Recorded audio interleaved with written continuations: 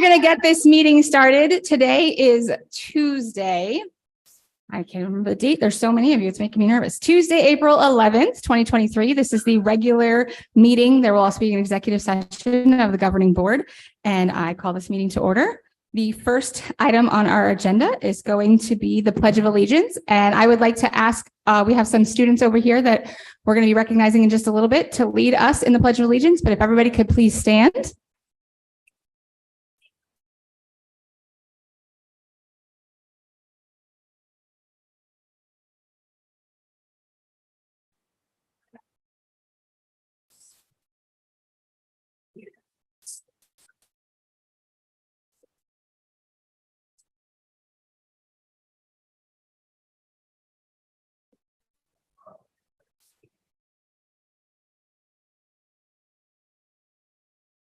Thank you guys for leading us in that.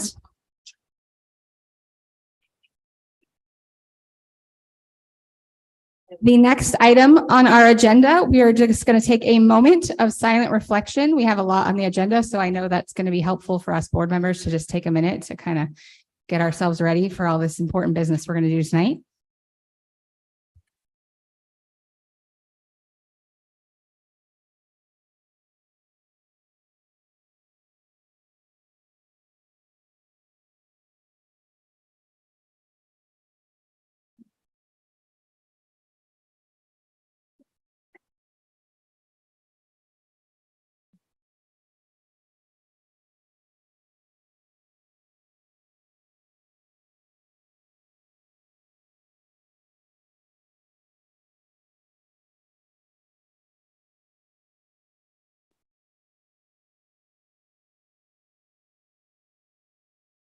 Okay, thank you for that. Next on our agenda, we are going to do recognitions and celebrations, and this is going to be led by Director Nuanez. Madam President, members of the board, Superintendent Gunning, and our esteemed guests tonight, welcome all and thank you for coming. We have a pretty robust celebration and recognition tonight. First of all, I'd like to start off with our math challenge winners. We have an outstanding group of students here. I know math was a challenge for me, so when you say math challenge, I fully understand that. That's why I went into journalism. So we want to celebrate this recent math challenge. Our students started practicing with their teams right around winter break. They met up at least once a week leading up into spring break for the district math challenge. Those who win the district math challenge continue practicing after spring break until the West Side Impact Challenge in May. Now we have all these outstanding students here, and we really want to recognize them for their achievements. We'd also like to recognize Director of Curriculum, Jennifer Benjamin, and Math Instructional Coach, Stacy Minnick, for all their hard work in implementing and getting this event together. What I'd like to do now is read the list of all the winners, and those that are in after we're done will come up and we'll take a group photo with President Zaidama and Superintendent Gunning. So with further ado, here we go. It's Katie Hill and Nicole Evans and their student competitors from Litchfield Elementary School. In third grade, we have Matthew Beckett, Sophia Faith, Chase Hammer, Frederick Norton. Archer in fourth grade, we have Archer Adkins, Rafael Gonzaga, Emma Matthews, and Emmett Merrill. Fifth grade, Scott Libby, under the direction of Principal Kara Fox and sponsors Chrisanne Irvin. We have Atticus Merritt, Cole Stafford, Jackson DeFrancesco, and Tyler Ganuccio. Yes, I got it.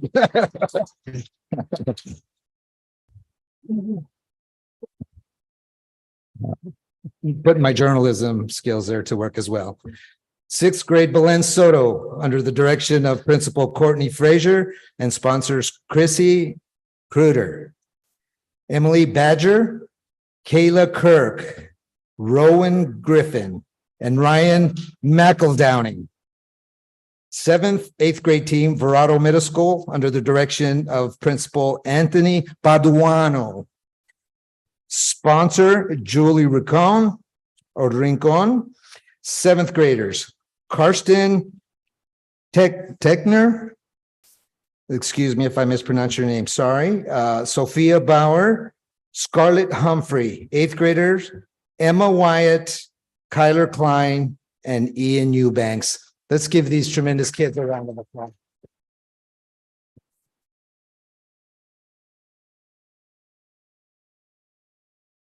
Okay, we have another recognition here as well. I'd just like to wait until we all get through them before, and then we'll come up and take the pictures. Second, would like to celebrate and recognize two outstanding principals that we do have here in our district. Their schools were designated A+ schools. Now, yes, absolutely. I know. Now we have currently this year, we have 12 A schools. Now we all know that plus just takes us to the next level, right? And receiving this award, it's a rigorous process. And there are parameters that have to be in place before the school can even apply. For example, the school must be rated A or B by the Arizona Department of Education. And the evaluative process includes written application, which is then reviewed by a panel of A+ principals, teachers, and district leaders. This is indicative of the great leaders that we have in our schools, being an example to their students that hard work does pay off.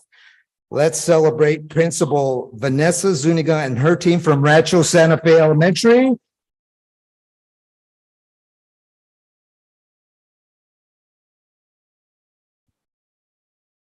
Principal Luke Janke and his team from Verado Elementary School.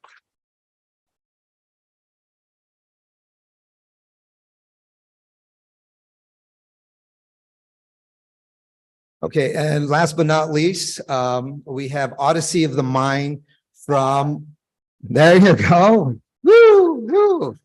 I feel like a comedian up there. Yeah, there you go. There we go. Anyways, so Odyssey of the Mind, they competed, and teams from Palm Valley Elementary and Verado Heritage have made it to the Worlds in Michigan.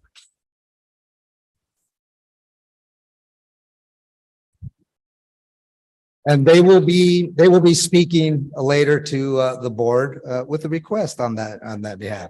So without further ado, I'd like to first invite all the Math Winner students up here to grab a quick photo. And then after that, Luke and Vanessa will bring your teams up and we'll take a photo. Okay. All right.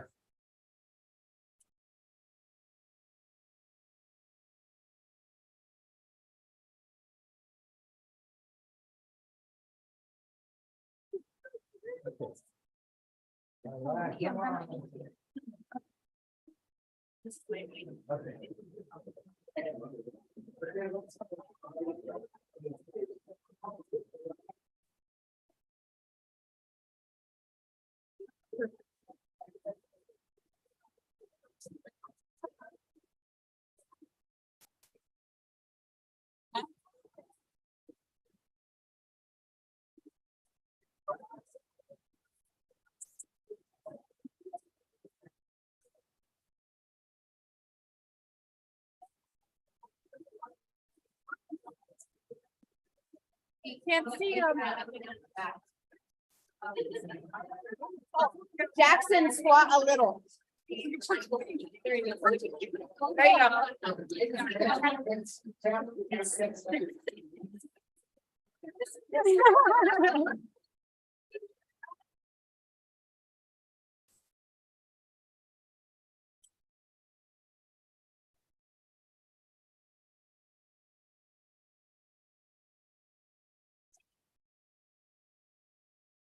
Dina. I wouldn't mind. All right. Good job.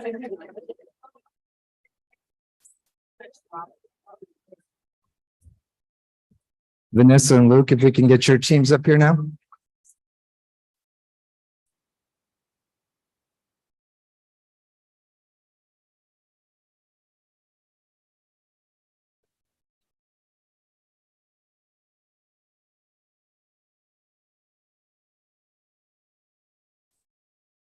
We ran to another thing, guys.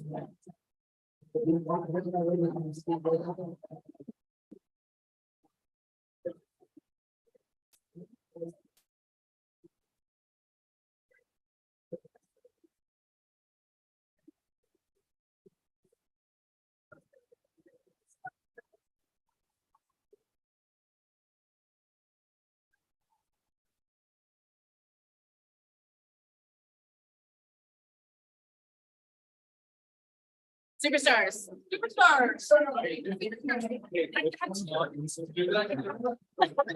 The one in the bow, they all have, yes, very nice.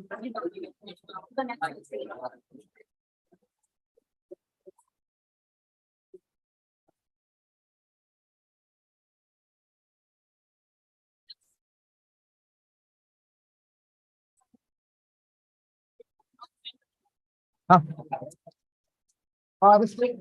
Can we get our Odyssey kids up here?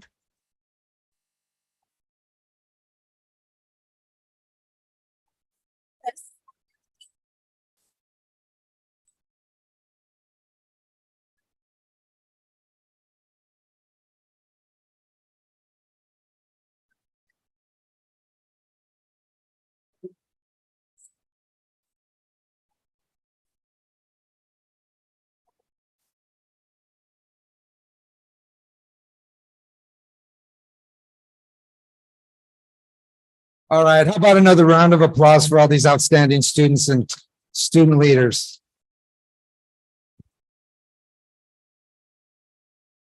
Thank you, everybody.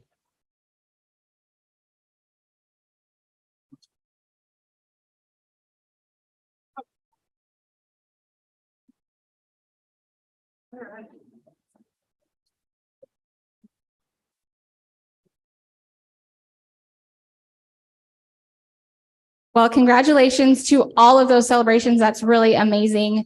I'm very excited to have so many students here. This is the best time of year because there's so many amazing things that we're getting to celebrate our kids for, that they have been working for. And you all are amazing students, and we appreciate you guys, the parents that trust these kids with us every day so that they can participate in these amazing things and show how smart they are and how amazing. And I just really appreciate that you guys were here to show off all the good things that are happening in your school. And then also for our schools, we really know how hard it is every day what you guys do. And for these schools that have put in the work to do the A+ application, I've been at a couple of schools that have gone through the process, and it is no joke. It is a lot of work. And so kudos to all you campuses that have done it in the past, and to our 2 schools that got it this year. You guys have well deserved it. So congratulations to both of our schools that got their A+.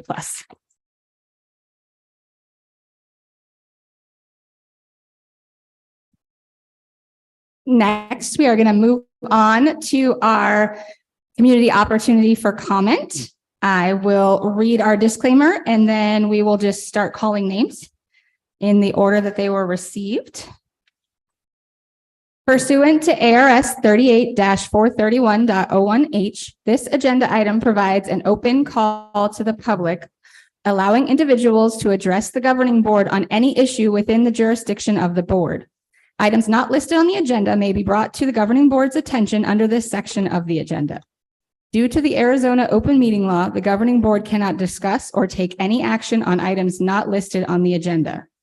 Therefore, pursuant to ARS 38-431.01H, response to public comment about matters not appearing on the agenda will be limited to individual board members who may ask staff to study the matter, respond to any criticism, or ask that the matter be put on a future agenda for further consideration and decision at a later date.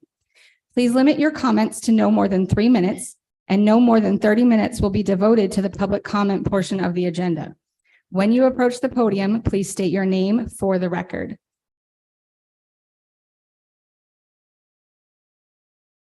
Our first public comment is going to come from Gina Kuzmal.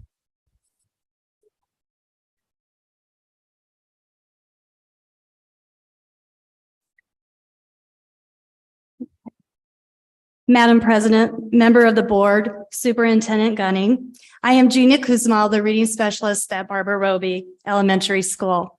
I am here along with my fellow colleagues to discuss the agenda items supporting weekly early release Wednesdays. I, as the collective voice of teachers, cannot achieve everything that needs to be done within the contracted hours.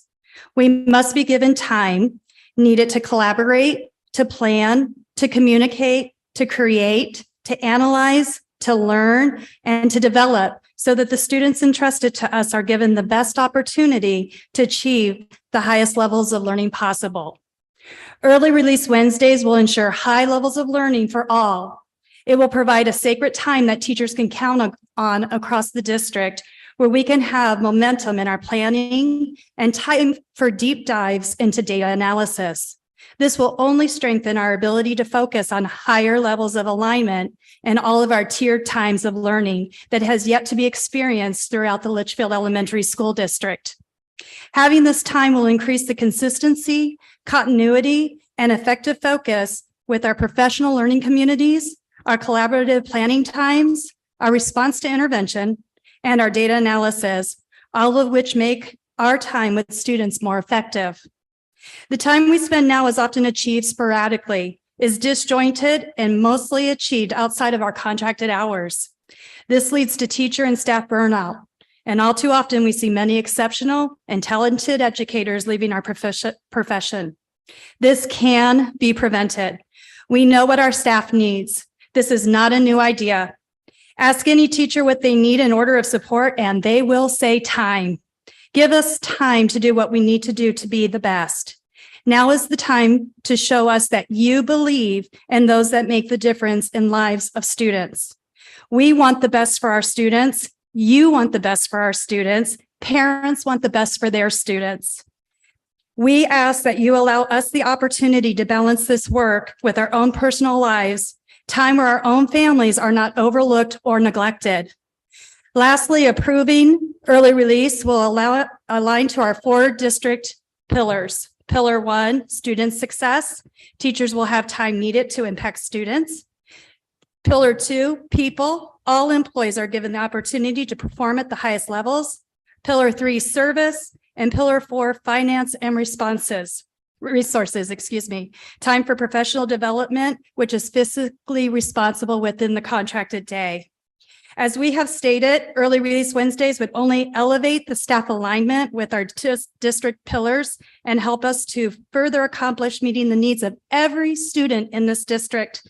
Please hear our voice and consider this heartfelt and pragmatic request. Thank you.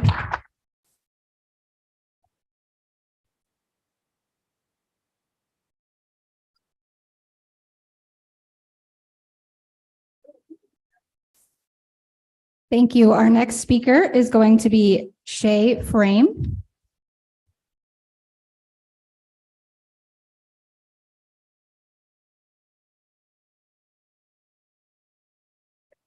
Hello all, please forgive me for not knowing the decorum as to who to address, but I am Shay Frame. I am a parent of Ella, who was at Palm Valley on the Odyssey of the Mind team.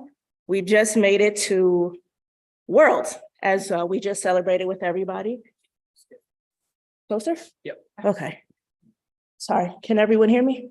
Okie dokie. We are here today, nope, just mommy. We are here today asking permission for the kids to be granted to go to Worlds. I didn't know that names came in the order. I wanted the kids to actually speak first. To let you all know what Odyssey of the Mind is. Can you hear me now? Can you hear me now? All right. Well, how about I give you that one? And then, hello. Everyone can hear me? Okie dokie. That's better. Again, so we're here asking permission for the kids to go to Odyssey of the Mind. It is an extraordinary opportunity for these kids. They have worked so diligently, so very hard this year to be able to get to this point. We have sacrificed Saturdays, we have sacrificed hours after school, going to regionals, going to states, which was a lot, super fun experiences, but they deserve to be able to go to that next step. It's been a long time since a team from Palm Valley has gone, and I think it would do them such a confidence boost to say, hey, we appreciate, we see what you've done. Your teachers have done good by you. Let us give you this opportunity to go and shine even more. could be a once in a lifetime opportunity. Schools from all around the world, as I'm sure others will speak on this as well from Verrado, coming together to celebrate STEM. And that's something that the district, that's something that schools, that's something that the world just needs right now. And these kids have excelled in that. So I'm just here today to ask that they be given that opportunity to go on and to excel and to see what they can accomplish and for their efforts to be rewarded.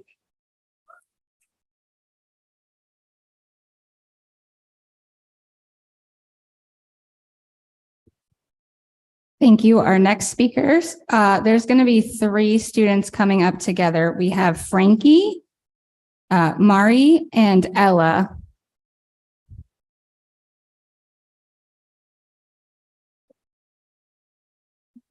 What did I say? Okay. Hello. Okay. I'm back to sleep. Okay. Sorry. It's okay. It's okay to be nervous. There's a lot of people here. Just look right at us. You're okay. You're doing great. Odyssey of the Mind teaches students how to develop and use their natural creativity to become problem solvers. Imagine being faced with a problem that requires an original solution. It can be frightening. Now, imagine not being afraid to solve that problem. That's what Odyssey members learn. This skill and self-confidence will carry over to all areas of their lives. Odyssey brings the classroom to life as students apply what they learn and combine it with their interests and passions to solve our unique open-minded problems. Odyssey also emphasizes teamwork, budgeting, time management, public speaking, and so much more. This international program designed to help students at all learning levels grow as individual learners, grow as a team members, and to reach their full potential. Our Odyssey of the Mind team competed at the Central Regional Tournament in March and placed first. We competed in April at the Arizona State Tournament and placed third. This qualified us to compete at World Finals in May in Michigan. There are a million reasons why we should go, but I'm only gonna state a couple. The first reason is we worked hard for this. We built a community of friendship in this, and I don't think you would want to take that away, would you? The second reason is it will be an amazing opportunity to meet kids from all over the world. I just hope you will approve our trip to World Finals, as this is the start of our future.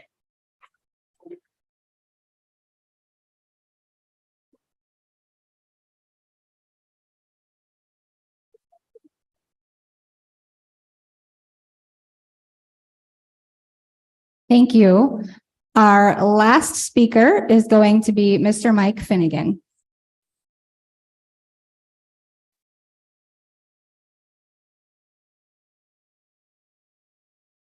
Hello, everyone. My name is Mike Finnegan.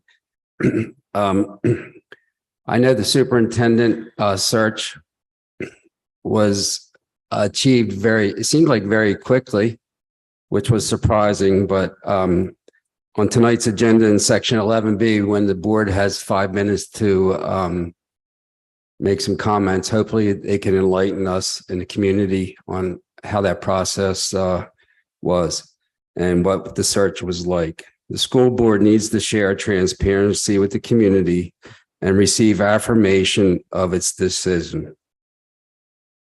And we welcome the new superintendent. I hope his first 100 days are days of familiarization and learning what we're all about. And I hope that the second 100 days, the school board has some smart goals set up for him to achieve in his first year in this district. SMART being specific, measurable, attainable, relevant, and timely, because that's the only way you can get things done. we've always addressed teacher burnout, and we have a lot of teachers here tonight. It's a serious issue. We're seeing a lot of turnover in teacher positions, and it needs to be addressed. We have 33 pages of stipends that are always up for approval. Superintendent Gunning has explained what stipends are. They're payments for things that teachers do in their day that they don't have time to do. Well, that sort of explains a reason why there may be experiencing teacher burnout. We have to really look at what we want them to do in the time that they have to get the most done without being detrimental to the longevity of their careers. Because we are seeing a lot of turnover in the teacher roles. I know there's going to be a lot of turnover that's happening because of the change in superintendents. Megan Duplain, the executive director, under her control, she has 4 out of 6 directors resigning. And 2 of those are in special education, which is a concern of mine that maybe this district is not able to satisfy the needs of the special education population. It's a difficult population to fill with teachers, and it's a demanding population, but it needs to be looked at. Thank you.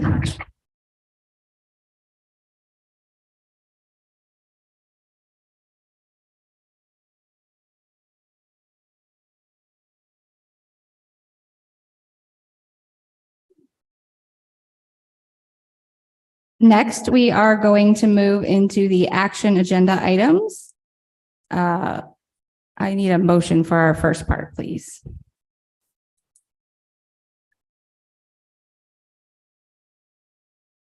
I'm sorry. Oh, I'm sorry. We're on 5. I apologize. I move that we move into executive session pursuant to ARS 38431.03. Excuse me. Second. Having a first and a second, I will go through the vote. Ms. Clymer? Yay. Mr. Honak? Yay. Mr. Owens? Yay. Ms. Moran? Yay. And I am a yay. So we are going to go into executive session now. Thank you.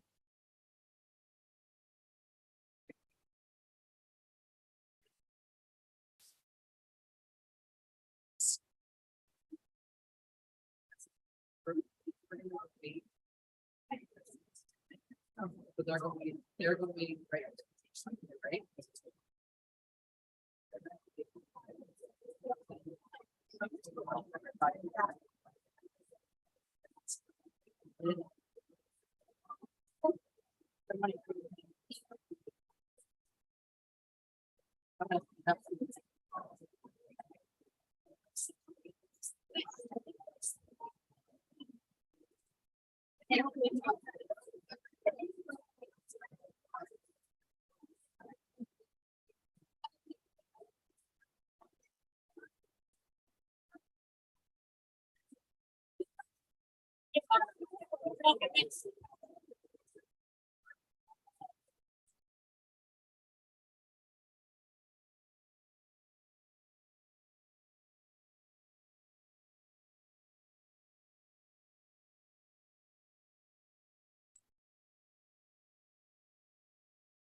The thing that's different about the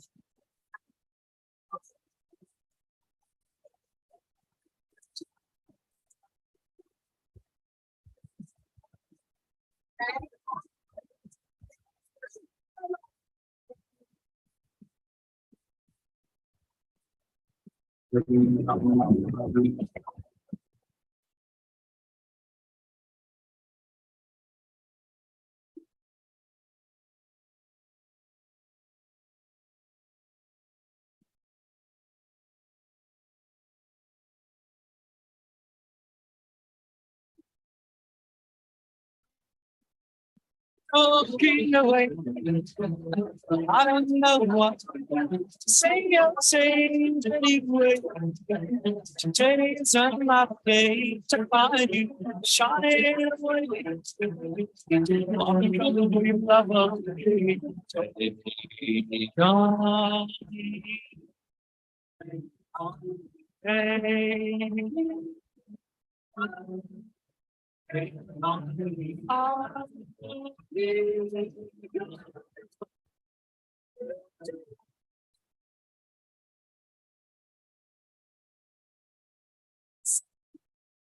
Say, I won't say it. It's about me, so well away. So it's okay. Say I'm it's so better to say sorry. God,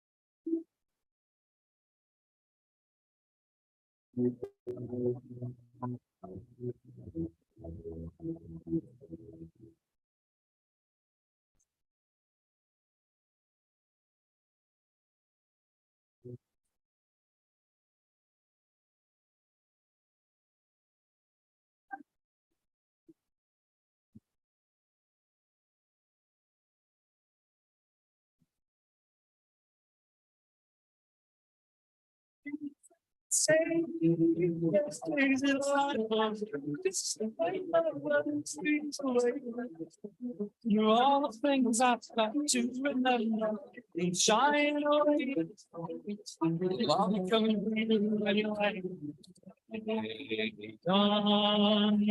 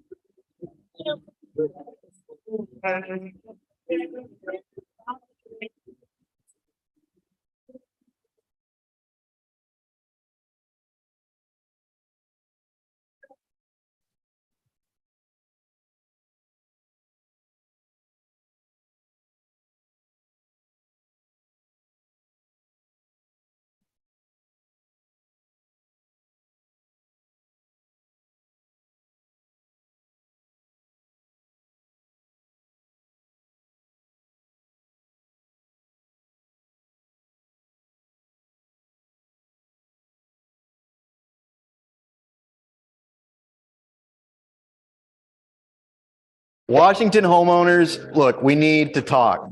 Solar works in Washington. We hear all the time. Solar doesn't work because it's so cloudy. There's no sun. It's rainy. Simply not true. Yes, it is cloudy in Washington. Yes, it rains. But Washington also has amazing incentives that make solar an absolute no-brainer. We've helped thousands of homeowners go solar in Washington. There is a catch. Not all homes qualify for these incentives. But you can click below, verify your address, and you'll know instantly if your home is eligible for these incentives and a great fit for solar.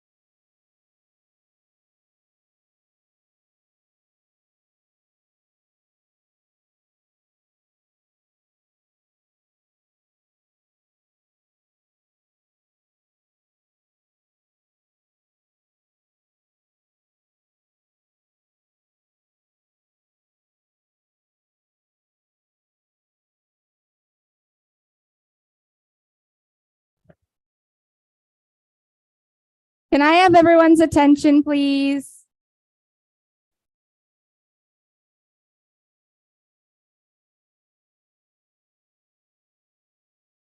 This is the part where I sometimes do it right, but never know if I'm doing it right. But I move to adjourn our executive session and reconvene our regular meeting. I will second that. Okay. I have a first and a second, so I'm going to call for the vote. Ms. Clymer? Yay. Mr. Honak? Yay. Mr. Owens? Yay. Ms. Moran? Yay. And I am a yay, so we are back in the regular meeting.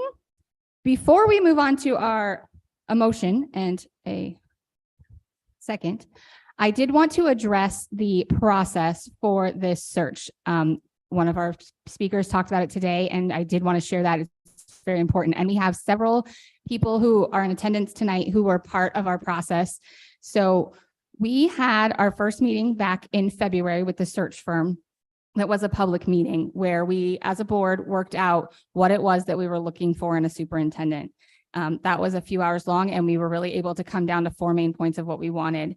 We then moved on to opening up the applications for people to apply, and applications were accepted through various places. Our search firm was the one that collected all those applications. They were collected locally across the country, and then they collected 23 total applications for this position.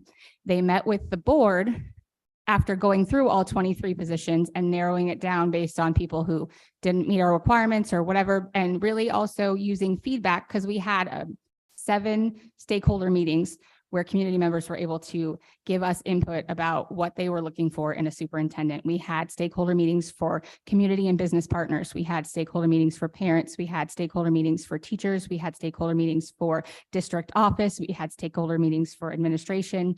And we really tried to get feedback from everyone. And if you were not able to participate in one of those stakeholder meetings, we also had a survey that was available with the same questions where you could give feedback. The search firm took all of that feedback and came and presented to us at a board meeting what the findings were. And so the board was able to use all that information when we came in then again on the 28th of March to review the final 6 candidates that they brought to us, that they felt any of these 6 would be great candidates for our campus for our district. And we went through and spent a whole day going through all of the resumes, and they did video interviews for us. And we really dived into if these individuals were going to meet our needs based on what we had heard from the community, what we as a board were looking for, all those things all together. And then we were able to narrow it down to 3. For us as a board, we knew that we did not want to be the only ones that had eyes on these candidates, because we knew that we needed to get a full picture of them. So we had 3 stakeholder interview panels in addition to our own. We had an admin interview panel that had 11 members on it. We had a teacher and staff interview panel that was made up of teachers, certified, classified, people from district. We had all kinds of people. There was 11 on that panel as well. And then we had 9 members on a community and parent panel that did interviews. Each of the 3 candidates went through interviews 2 hours with the board and then an hour with each of those groups. And those groups all filled out information sheets about each of the candidates that gave us what they liked, what they didn't like, anything that raised attention, anything they thought was great. And after that, the board then met with all that information, and we spent a few hours going through all of those feedback sheets and really diving into what was the common good that everybody saw, what was the common bad that everybody saw on each of the candidates. And then we also compared that to what we had seen to make sure we didn't miss anything when we were interviewing them. And we used all of that information to then narrow it down to who we have selected to hopefully have us approve their contract tonight. But it was a very long process. We spent about 4 to 5 hours going through all of that data and working on that as a team, but it was many hours that this board has put in to going through this process and finding our person. We know that it seems maybe that it's quick, but it's because we have been putting in lots of hours over many days to get this done, because we know that we need the right person here. And I believe that we are going to approve that tonight, but we need the right person to lead this district. And we knew we needed the feedback of our community and our staff in order to make that decision. We should not and could not make that decision alone. So I hope that everyone who has participated in our process that helped us with the interview panels. Actually, I want to thank all of you guys that did that. And if any of you are in the room, could you please stand up for just a moment?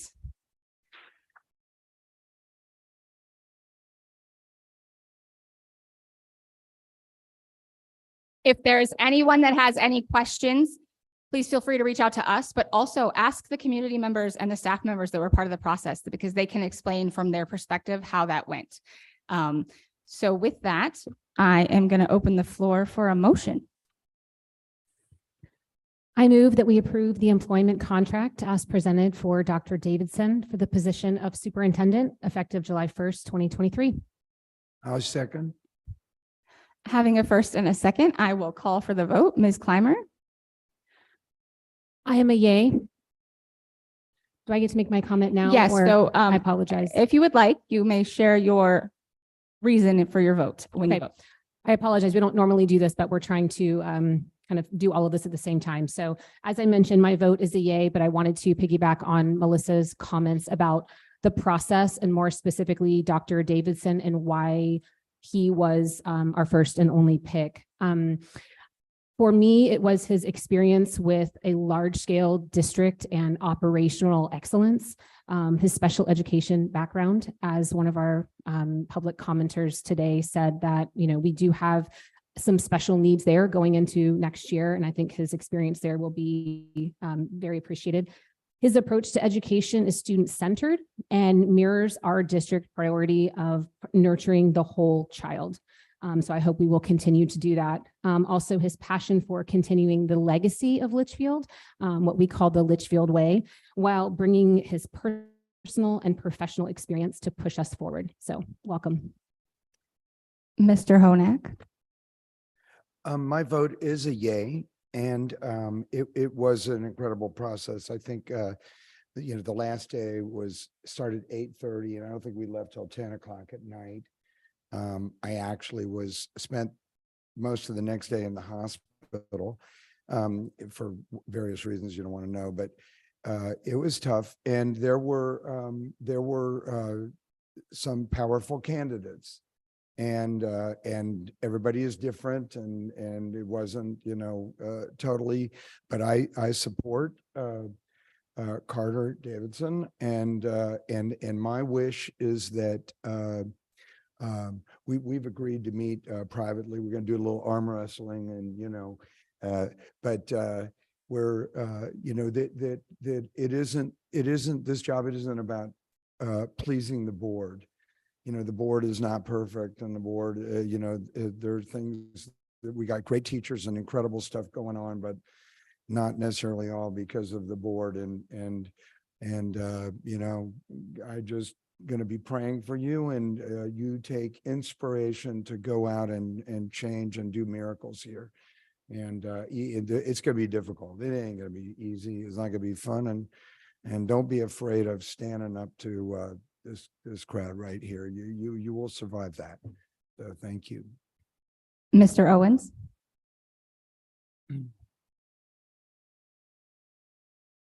There we go. I'm also a yay. I've had several interviews over my career in different jobs, and the interview process that the superintendent candidates had to go through was brutal. I was nervous for you. Yeah, it was a long day, a lot of questions that made them think, and they couldn't fake it. That was the thing that I really took away from the interview process is after meeting with us as board members, faculty, staff, parents, they weren't going to be able to fool every group. And so the questions that were asked, the feedback that we got, that was extremely helpful. Us being able to get our own personal experiences from their responses, but also to see how the teachers and the administrators and the parents, literally just truth, honest. And some of it was brutally honest, like my 4-year-old would give. And then other stuff was kind of just helped our decisions. So I'm excited. It wasn't just his haircut that won me over. So I'm excited for the future. I'm bummed that we only got to work together for a few months, but you're leaving it in good hands. And so I'm excited when you pass the baton over. Ms. Moran? I am also a yay. And I would like to say from my commentary that Dr. Davidson clearly met all of the base requirements of the job description that we had discussed, including his level of experience, the district that he came from, and that experience there, as well as his educational experience having a PhD. But beyond that, Dr. Davidson's leadership and communication style, his passion for student success and respect for all educators is impressive and 100% in line with the future of LESD. So I am super excited to welcome him on board and cannot wait to see what the future holds. I am also very excited. Yay. During the interview day, I will say that Dr. Davidson's passion showed like no one else's. It was very evident that he cares about students, that he's going to care about our staff, our teachers, and that he is going to put them in the forefront of every decision that he makes. He made a comment about, which I've talked to him about a bunch, that students are the most important stakeholder group in what we're doing every day. And for me, that's it. That's why I'm here as a board member, is because of the students in this district and making sure that they have the best education possible. That's why all our teachers and our staff members are here, because they care about students. And that's why we get upset as a community sometimes, because we all want what's best for students. We just don't always agree on what that is. But the fact of the matter is that Dr. Davidson showed with everything he said that students are his priority, and he's going to make them a priority. And anybody that's going to do that is going to win in my book. So he has experience in special ed, which is near and dear to my heart. He comes from a large district that's got K all the way up to 12. So he knows what our kids need to know when they go to high school, which is going to be very helpful when we're dealing with what do our students need to be doing to be successful when they leave us, to help us reach that goal of having kids ready for high school and then ready for life. And so I am a very, very excited yes. And with that, the motion passes. So I would like to welcome Dr. Davidson to be our new superintendent starting January 1st.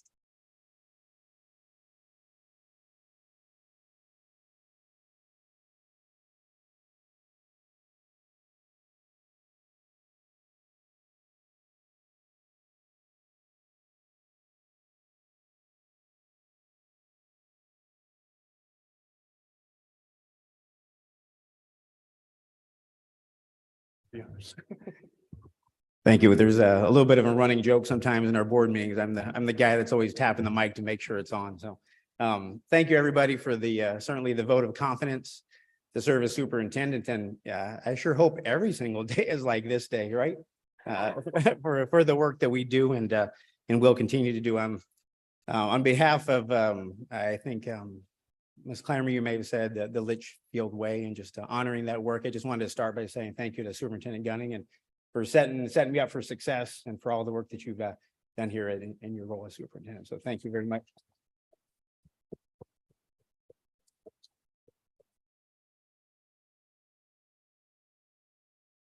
And certainly recognize as a superintendent the opportunity to enhance what's been going on. And thank you for the kind words regarding students.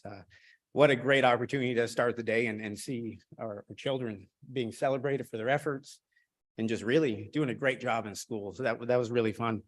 As we celebrate tonight, just wanted to highlight a little bit of my team, the supporters both professionally and personally that have built me to be where I am today. So just want to highlight my family over here to the right, my wife Amy and daughter Kara.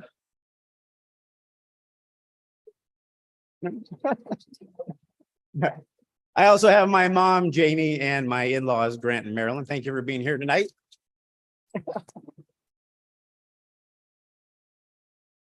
Behind me here, we have current and former superintendents, both from the Alhambra Elementary School District, Peoria Unified School District, and Levine Elementary School District. So I just wanted to, as a unit, tell you all thank you for being here and for all the work that you've certainly done behind the scenes and just in time to support this opportunity. So thank you very much.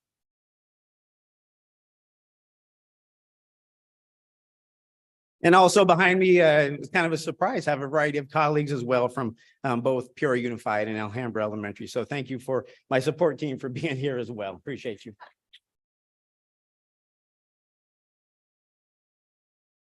Without question, everybody that I recognize is a part of the team and will certainly support me in the hard work. I know it's not going to be easy, but I'm really excited to be here to join this team as a whole and just really look forward to our future and the future success of our students. So thank you for the vote, and we'll just continue to move forward. So let's have a great night. Thank you.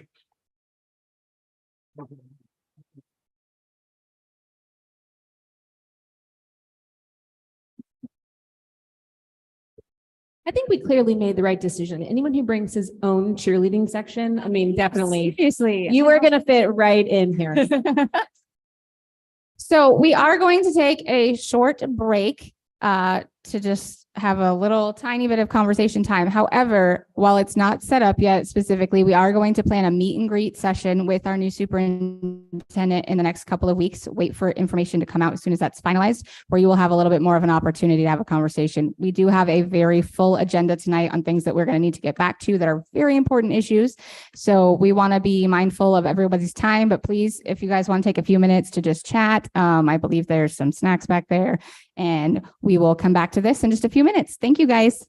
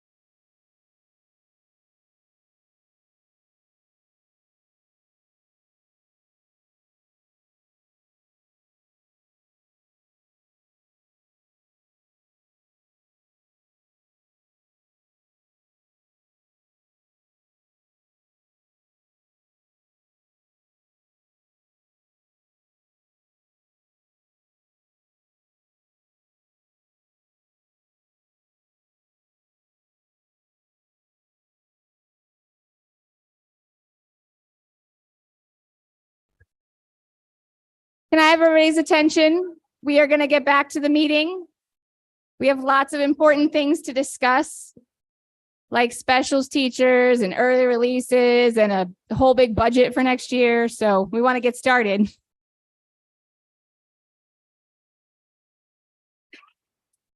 Hold on before we start. Do we have Kim? Kim, are you on? Sorry. Yes, I'm here. Awesome. All right. Good evening, Madam President, members of the Governing Board, Superintendent Gunning, and colleagues and community. I'm going to be sharing about classified specials as a request from the March board meeting. I'm Jennifer Benjamin, Director of Curriculum and Professional Development. Vanessa Zuniga was supposed to join me this evening. She was here for her celebration. However, she has a sick kiddo at home and mama comes first. So she had to step out. So hopefully we will be able to answer any of her questions that she had. And then I also have Michael Vaughn on here. He will not be presenting. However, if any financial questions come up, he will be the expert to answer those. We are requesting that classified specialist positions move from 27.5 hours to 35 hours per week. Not only will their hours increase, they will also qualify for medical benefits. We also would like to recommend that the board provide additional work days, which would be their full day in services. It would add 4 additional days to their calendar. And that would help with the professional development piece. So this request would also increase their work calendar and add 4 additional days. And we would also like to update the job description should this be approved. The purpose of this request is to provide additional hours to our classified specials teachers at the elementary level. This only impacts our elementary school campuses and our K-8 campuses. All middle school campuses have certified specials teachers. Our elementary schools have 2 certified teachers, usually in PE and music or drama. And then 2 or 3 of their classified specials their specials are done by classified staff, which typically are art, STEM, technology, and or media. This aligns with the strategic plan for student success as well as people. What the additional hours would provide would be continuing with 40 minutes of specials for each grade level every single day. It would also help to provide additional planning time, which currently at the 27.5 hours does not guarantee that our classified staff do have the planning time available. It also would allow for our classified specials to be a part of the PLC process and be a part of a collaborative team, which right now is not necessarily always happening on all campuses. And professional development, which rarely happens for our classified staff members. They rarely get to participate in professional development because they don't have enough hours in their day, and they're not here on full day in services.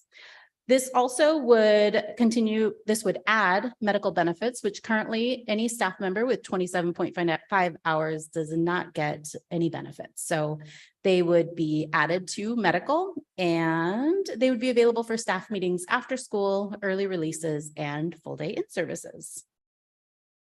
So what would that professional development look like for our classified staff members if we increase their hours?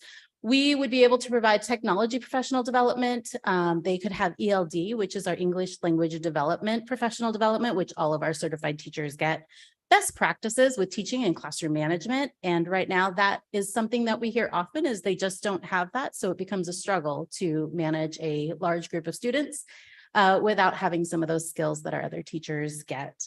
We also would be able to do some cross-district professional development for all of the art teachers could get together and they could have professional development on art. They could do some collaboration around that, as well as district requirements and any site-based professional development that focuses from that campus. This looks different on your screen than it did on mine. I apologize for that. We provided a couple of different options for what this could look like in their day. So this would be a 45-minute special schedule. We just pulled different schedules from different campuses who have from their regular calendar time. So this is a 7-hour employee. If we were to make the 7 hours and we did 45-minute specials, They would be able to help with some morning duty and supervision. They would be able to meet with every single grade level, kindergarten through 5th grade. They would also have a prep, a lunchtime, and for this specific one, because of the 45 minutes, there would not be time for enrichment. We're going to show you another one where they could also participate in enrichment opportunities. This is an example for a 40-minute special schedule for a 7-hour employee. It would also provide the exact same opportunities with morning duty or PLC time. Each grade level would be able to have a 40-minute special. The classified specials teacher would have lunch, would have a prep, and there also would be additional time to be able to participate in some enrichment activities. Enrichment is a part of our win time, what I need for every one of our students who has already met the standard and doesn't need to do any intervention. So we could utilize these classified specials for some enrichment, which could include STEM, robotics, coding, things like that. Another one that we wanted to make sure, because last time we met, you had also discussed the possibility of 40 hours with an 8-hour employee. So we did give some examples of that as well. It would look very similar to the 7 hours. However, there would be about 90 minutes of planning time, which is above and beyond what our certified staff would get. So we just wanted to show you what that could look like in case you had questions about what a 40-hour would look like for one of our classified employees. We also took the time to look at some positives and some considerations. These came from our principals. We reached out to principals to find out what they were seeing and what would work for them, as well as some considerations to think about. So the positives would be that the planning would be consistent for classified. They would actually have planning time across the board at all of our schools. 7 hours would also, they would get benefits, which helps with the retention and recruitment of classified employees. It also is consistent with the other 35-hour employees on an elementary campus. That is our specialized aides in our specialized instructional classrooms, so special education. They are 35-hour aides. And what else? Oh, they would qualify for early release as well as the full day in service if that calendar change was approved. And again, it allows for better retention of these positions.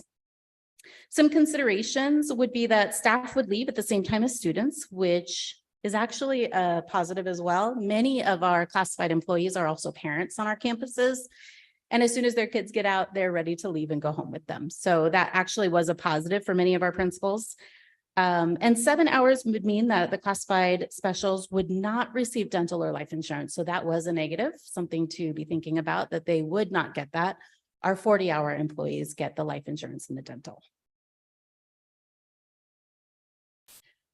For positives and considerations for our 8-hour classified, it was very similar. The planning was the same, as well as the early release and full day. The positive would be that they classified specials teachers would get medical, dental, and life. And this again would allow for retention and recruitment of these positions. Considerations would be that 8 hours would increase their hours to higher than all other classified staff on the campus besides our office manager and our registrar. Those are the only 40-hour classified positions on an elementary campus right now. This position also does not have the same professional responsibilities. And that was what principals kept saying. Well, they don't have to do report cards, or they don't have to have the parent-teacher conferences like certified do. So principals were leaning more towards 35. They all definitely wanted the 35 hours. They didn't think that the 40 was necessary. The other concern was the cost associated may be difficult to keep up in the future years, where 35, we felt like that might be something much more doable in that financial piece. The final concern was principals. Again, it went back to many of them have children on the campus. And so principals felt like asking the classified specials teachers to stay an extra 40 minutes after children left would be a lot for them. So that was another thing that they had brought up. All right, moving right along. The financial impact. So if we were to go with the 35 hours for our classified specials, then the cost would be $418,000. If we were to increase it to 40 hours per week, with adding the extra days on both of those options would be 602,000. Who is impacted? Specials teachers will be positively impacted. We're hoping that that would improve recruitment, retention, as well as the professional development of these teachers. Additional hours to our classified specials would allow for them to be able to plan lessons and collaborate more effectively. Students will benefit from well-planned lessons and trained specials teachers. And we know that this is one of their favorite subject areas, so that would be helpful as well. And again, it would be that retention of these specials teachers. This is best for kids. We know that because professional development based on campus and student needs would allow for our classified teachers to really be poured into and developed. We also know that well-planned lessons that are designed for students in front of them will only impact student achievement. And it provides time within the schedule to collaborate with their peers as well as across the district. And it supports classified specials recruitment retention as well as teacher quality. So the one thing that we've added is a return on investment. How do we know if this is actually going to work? So one of the things that we talked about was the retention. We will be able to tell in 1 year if we've been able to keep these people, these employees. That will be one of our biggest things to be able to look at. The other piece is to monitor the classified specials attendance at professional development across the district, as well as if we all have the art teachers all together at the same time. And if we have the media techs at the same time or the STEM teachers. So making sure that we are tracking that attendance and monitoring what they're learning. Whew, that's it. I would be happy to answer any questions, as well as Michael would be happy to answer any finance questions. Okay, I will start with you, Ms. Clymer, your questions. I see we're given two options here. What is the district's administration recommendation, 35 versus the 40 hours? The recommendation is the 35 hours because we think that we can meet all of the school board's requests as well as what we think is best for the classified aides. So that would allow for professional development, early release, collaboration time, additional planning time that would be equal to what the teachers are getting. So we felt that 35 would meet all those needs. Okay, thank you. Mr. Honak, your questions? Mike, I'm a little unclear, the difference between, we're just talking about the 7 hours, which is the 35. 7 hours is the 35, the 8 hours is the 40. Yeah, so we got example A and example B. Is it, what is the big? So difference? one example A is a 45-minute schedule. So kids would go to the technology lab for 45 minutes. Another is 40 minutes. We have some schools that do 45-minute specials right now, and then we have other campuses that do 40. So we were showing you two different options. Okay, and so in other words, that's not something really we just, it's just something that is a reality that there are two versions. Yes. Thank you. You're welcome. Mr. Owens? No questions. Ms. Moran? No questions. I don't have any questions either, but thank you for addressing kind of a lot of the questions people have said over time so that now we don't have to ask so many questions. And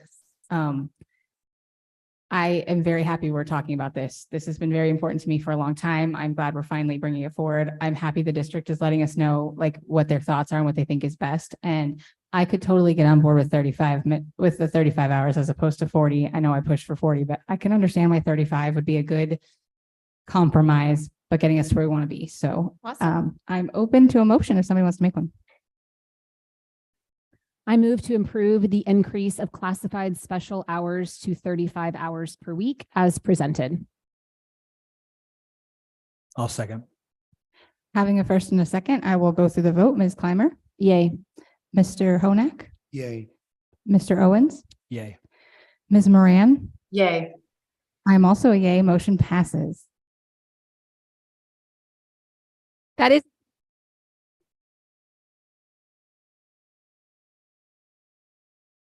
okay. Next on the agenda will be the maintenance and operations budget, which will be by Director Vaughn and Director Reichs. Madam President, members of the governing board, Superintendent Gunning, colleagues and community, thank you for joining me tonight to discuss the district's budget for the 2023-2024 fiscal year. The items in the projected budget have been talked about in depth during several board meetings starting in December. Tonight, I will be providing a high-level summary of the budget discussions and ask for a motion to hopefully approve the projected budget.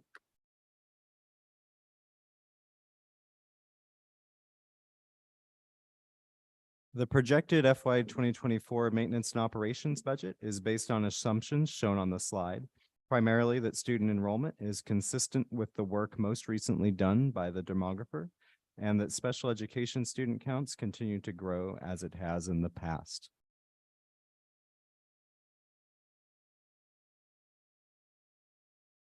Using the assumptions from the previous slide, this slide shows the anticipated M&O budget for Litchfield Elementary School District for fiscal year 2024. Approximately $69 million from the base support level, and that's the funding that's generated by student count, and almost $10.6 million from the 15% M&O override that's been approved by our community. $2.8 million for transportation, and those items make up a majority of the revenue we receive for our M&O budget. We therefore anticipate having $82.2 million of reoccurring revenues and $10.3 million of one-time M&O carry forward, making the legal M&O budget $92.5 million for fiscal year 2024. Again, this is the legal amount the district can budget up to. So not necessarily what we plan to spend, but what we legally can budget up to. And most districts budget up to that legal limit.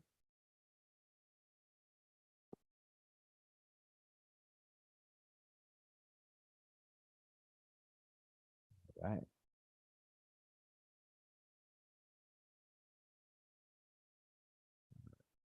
This slide shows a summary of anticipated M&O spending for fiscal year 2024, including the items that we'll discuss and touch on briefly tonight, such as a 2% base compensation increase, new positions, position change requests, the currently anticipated changes in general education staffing based on board-approved class sizes, additional stipends, benefits, and other adjustments needed to show a true estimate of the fiscal year 2024 M&O spending.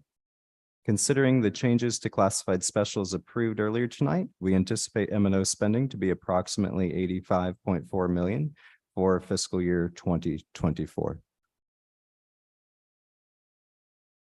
So now I will go into various parts and provide a high-level summary of what's included in the projected budget. The projected budget includes at least a 2% base raise for all employees. For employees in 6 positions that were identified in the compensation study as being under the median of our peer districts, even after considering the individual's employees' compensation history, these employees will receive the raise needed to bring them up to the median.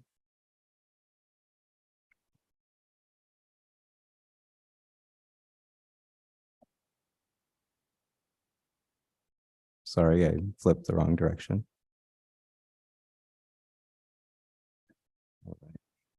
This slide shows new position requests for the special education team.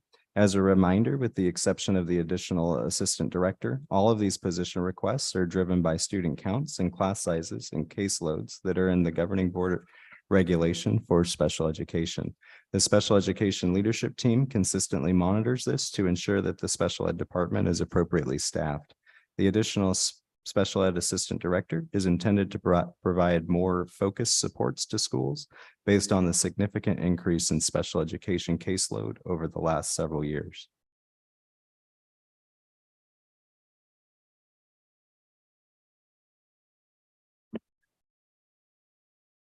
This slide shows other new positions included in the projected budget. Most notably is the request for 19 roving custodians to allow the district to bring custodial services fully back in-house based on feedback received from schools.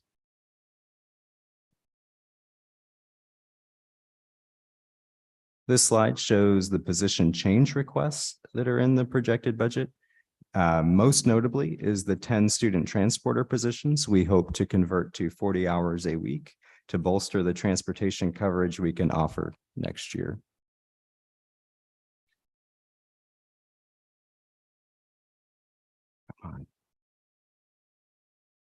This slide shows the maintenance and operation impact of general education staffing changes driven by governing board approved class sizes and district staffing standards. Based on current projections, we are anticipating having to add a net 5 teachers overall. We will continue to monitor anticipated enrollment throughout the year to ensure that we can maintain that board approved class size as appropriate.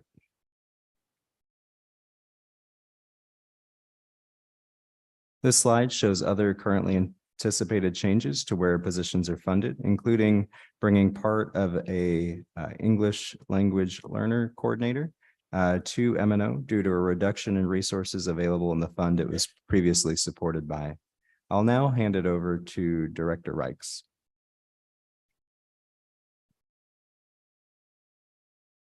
Good evening, President Zeidema, Governing Board members, Superintendent Gunning, and meeting attendees. Thank you again for the opportunity to continue to present items included in the projected budget for fiscal year 24.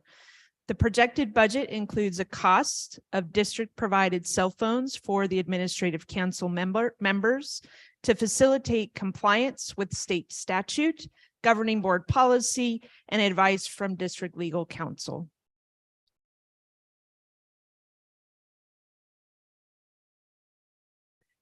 The projected budget also includes additional stipends, including the lead school office supervisor, and an increase in the National Board Certified Teacher annual stipend from $1,000 to $3,000.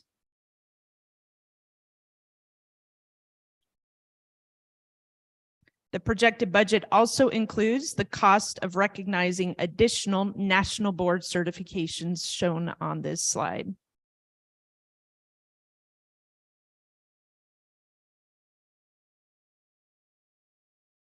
Additionally, the projected budget includes anticipated costs of increasing athletic coaching stipends from $1,000 to $1,200, and the cost of increasing the stipend for the school level athletic director from $2,500 to $2,700. I will now return the presentation to Executive Director Vaughn. The projected budget also includes the continuation of contracted guest teachers and grade level aides into fiscal year 2024. As a reminder, that was previously approved as a temporary position, and the projected budget includes continuing those. Why can't I? The projected budget also includes a continuation of the district's current performance pay plan and compensation from the Instructional Improvement Fund as shown on placement charts.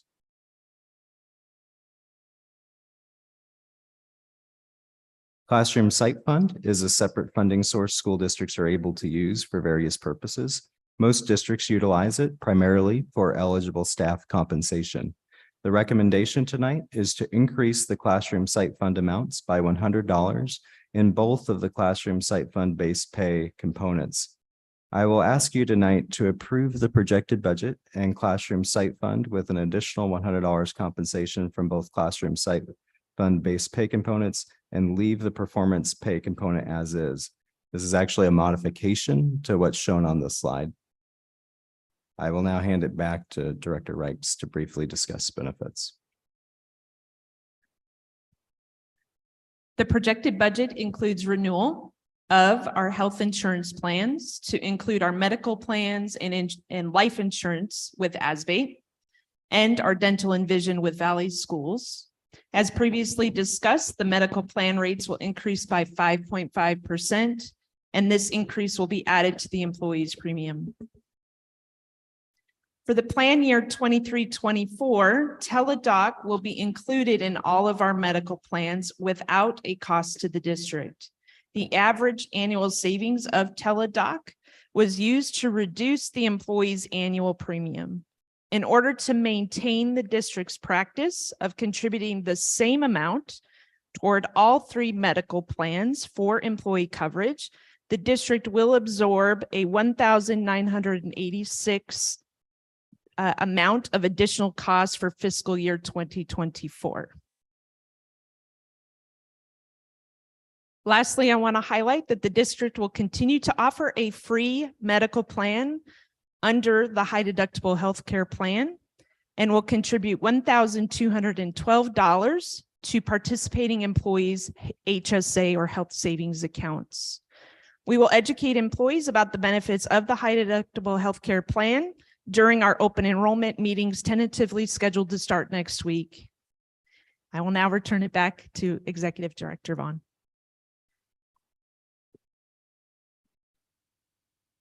Were you not talking about this? Were you talking about this? I don't know. My apologies, I forgot this slide. We also would like to include, is also included in the projected budget, is our new employee appreciation benefit, where the district will provide or have $50 per employee for a menu of board approved options for employee appreciation. There's no change. And then also to say here, there are no changes to the cost for dental, vision, or life insurance. And now I will turn it over to Executive Director Vaughn. All right. At this time, we're available to answer any questions you might have. And as a reminder, I recommend that the classroom site fund compensation be $2,600 base compensation, $5,000 performance pay, and $4,400 additional base compensation as previously discussed. To have that be appropriately approved, I recommend you consider modifying the motion to approving the projected budget and classroom site fund compensation for fiscal year 2024 with modifications to the classroom site fund as discussed.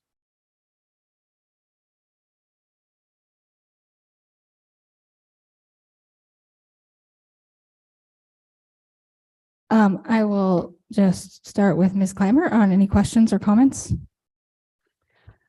Yes, a couple of quick questions. Slide 12, titled Staffing Changes Based on General Ed Enrollment. It looks like the last two line items, one is a reading specialist that we're taking out of SR2 or moving to M&O, but the adjusted cost is only $31,000. That doesn't seem to be enough for that position. So I'm just wondering, was there a different, was part of that being paid for out of a different line item?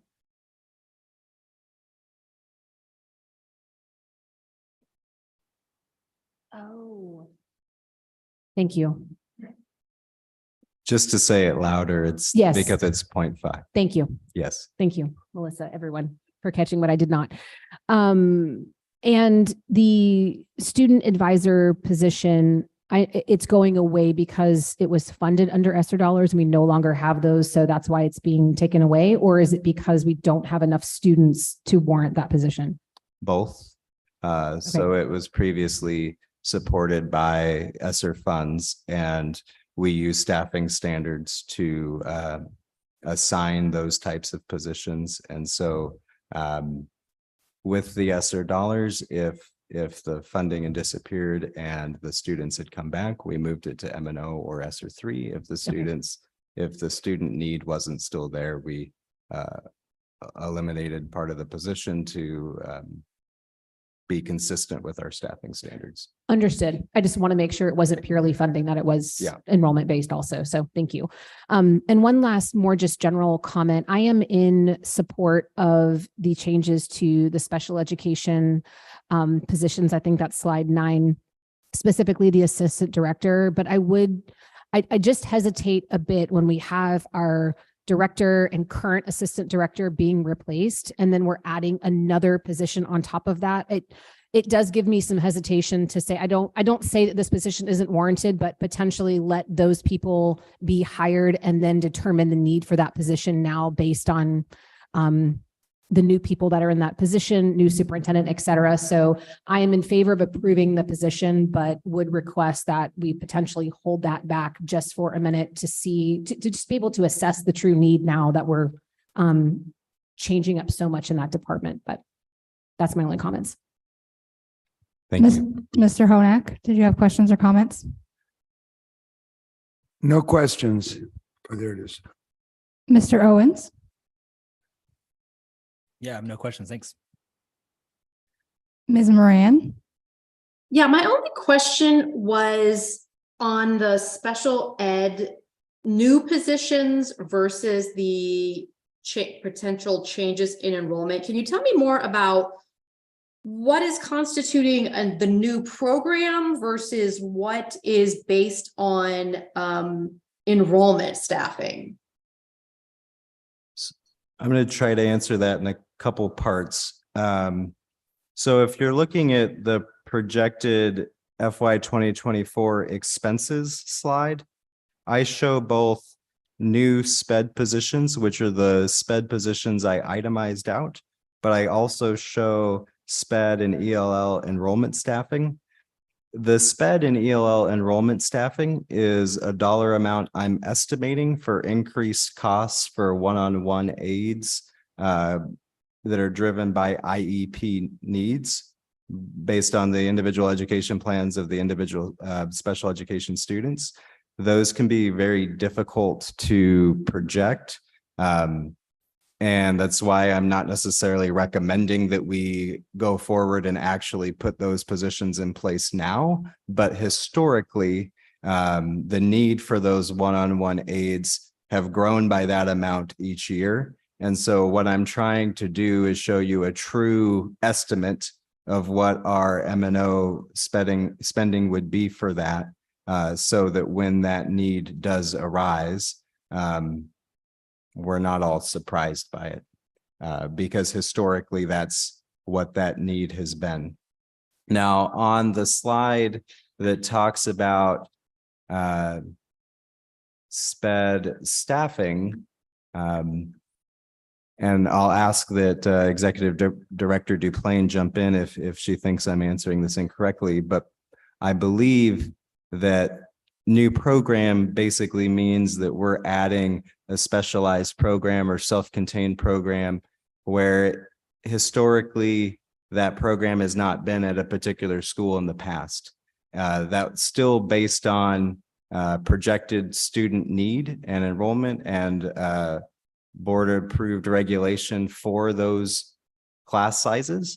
But that's the slight distinction we were making between a new program and just growing the existing programs that were already in place. It's still an existing program in that we have it somewhere in the district, but my understanding is that we're adding it to a particular school.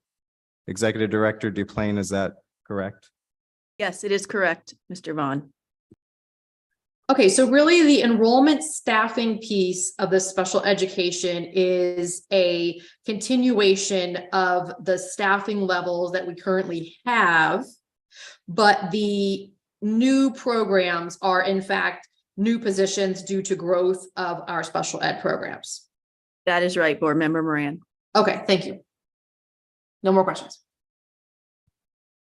I actually do not have any questions. I feel like we've talked about this a lot. We've seen all this stuff many times. I appreciate that you've taken our feedback on it and tried to make sure that it aligns with everybody's already said, and you answered a lot of our questions in doing your presentation. So I do not have any questions at this time. Oh, I actually can I add one thing? I'm so sorry. Go ahead. One thing I just wanted to note for in case there are any board members who are concerned about the level of the current budget is that although we have, and Executive Director Vaughn, you can back me up on this if this is in fact true, we are budgeting the full $838,000 for the roving custodians, but likely we will spend less than that because that assumes that we are hiring all of them immediately upon the school year. Is that accurate, Executive Director Vaughn? It is accurate. The other part that's accurate is when I modeled this previously and showed the board multiple years, I had us fully getting rid of the contracted custodial services in a very delayed fashion. I fully anticipate that that will also happen faster, which will help reduce the costs as well. Okay, excellent. Thank you. If there's no other questions or comments, I will entertain a motion that has that modification in it. I move to approve the 2023-2024 maintenance and operation projected budget and classroom site fund with the modifications as presented. Second. Having a first and a second, I will call for the vote. Ms. Clymer? Yay. Mr. Honak? Yay. Mr. Owens? Yay. Ms. Moran? Yay. I am also a yay. Motion passes. That was pretty quick for us. I'm so proud of us. Yay. Congratulations, Mr. Vaughn, on your first official LESD budget. This process was smooth and less painful than we anticipated. So congratulations to you. Thank you so much for your support. Okay, we are going to move on to the next item on the agenda, which is the discussion of the school calendar and the possible adding of early releases weekly.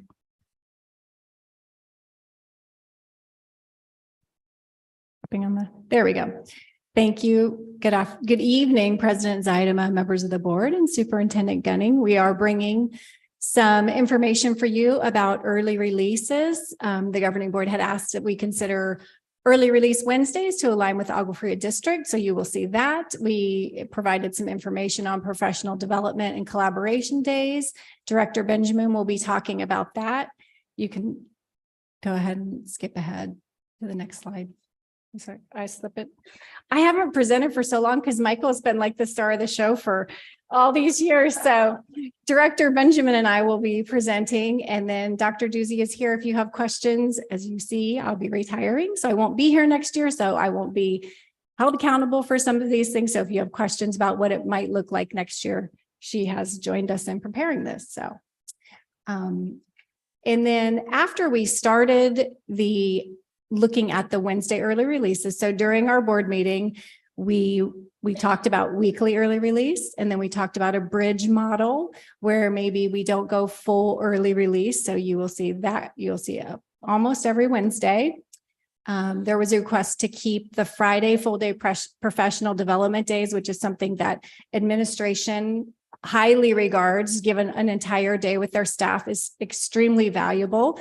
So on those calendars, you will see that we did not put an early release on the same week that we would have a full day Friday, and that would be Labor Day weekend, President's Day weekend, and Martin Luther King weekend. It's traditionally when we have those in our district. So we kept those in there. And then as we were working on this, it was also suggested that we look at a midweek to midweek winter break. So you have those options also, and we will go ahead and go through our presentation. So what started as early release Wednesdays has kind of spanned on to other things, but we're happy to share as much information. We had a lot of questions the evening of that first meeting and some along the way. So we have tried to address all of those calendar questions as we go. So you will see a calendar that has just the regular winter break. We can kind of set that aside for a minute and talk about that separately. You'll see a calendar that is the bridge calendar with 8 additional days, and you will see a calendar that would be almost weekly, which would be a total of 26. It's 16 additional to what we have currently. This aligns to our pillar of student success and our pillar of people, because we are developing our teachers and our classified staff and giving them time to collaborate effectively. And I will turn it over to Director Benjamin to talk about some of the professional development pieces. Why, thank you. All right. We are excited that this is being brought up because we know that this can really impact our students' success as well as our teachers' professional development. So there are 3 different categories that we're looking at for professional development. There's the district levels, which is something that my office creates the professional development and pours into all of our schools and our teachers. There is the site-based professional development, which is done by the principal and the instructional coach, and that's usually driven by school data as well as observations and walkthroughs. And then we've also we'll be talking about collaboration and what that planning time looks like. And that's what you often will hear when you're visiting school sites as the PLC time. PLCs are actually what our schools do all the time. So it's more of a PLT time, professional learning time or professional learning team.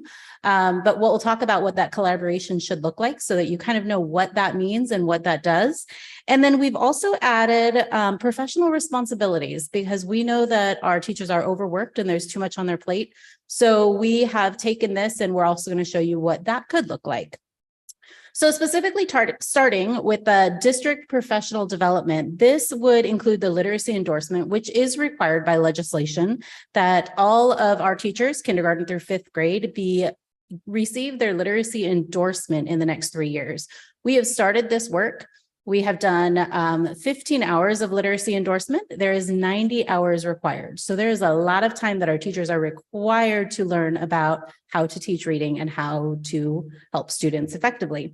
This also from my office, it could be curriculum professional development with our new iReady Math. We are going to be adopting a science curriculum, hopefully later this year for next year for middle school, and then the following year for K-5. So this could also be that professional development for that.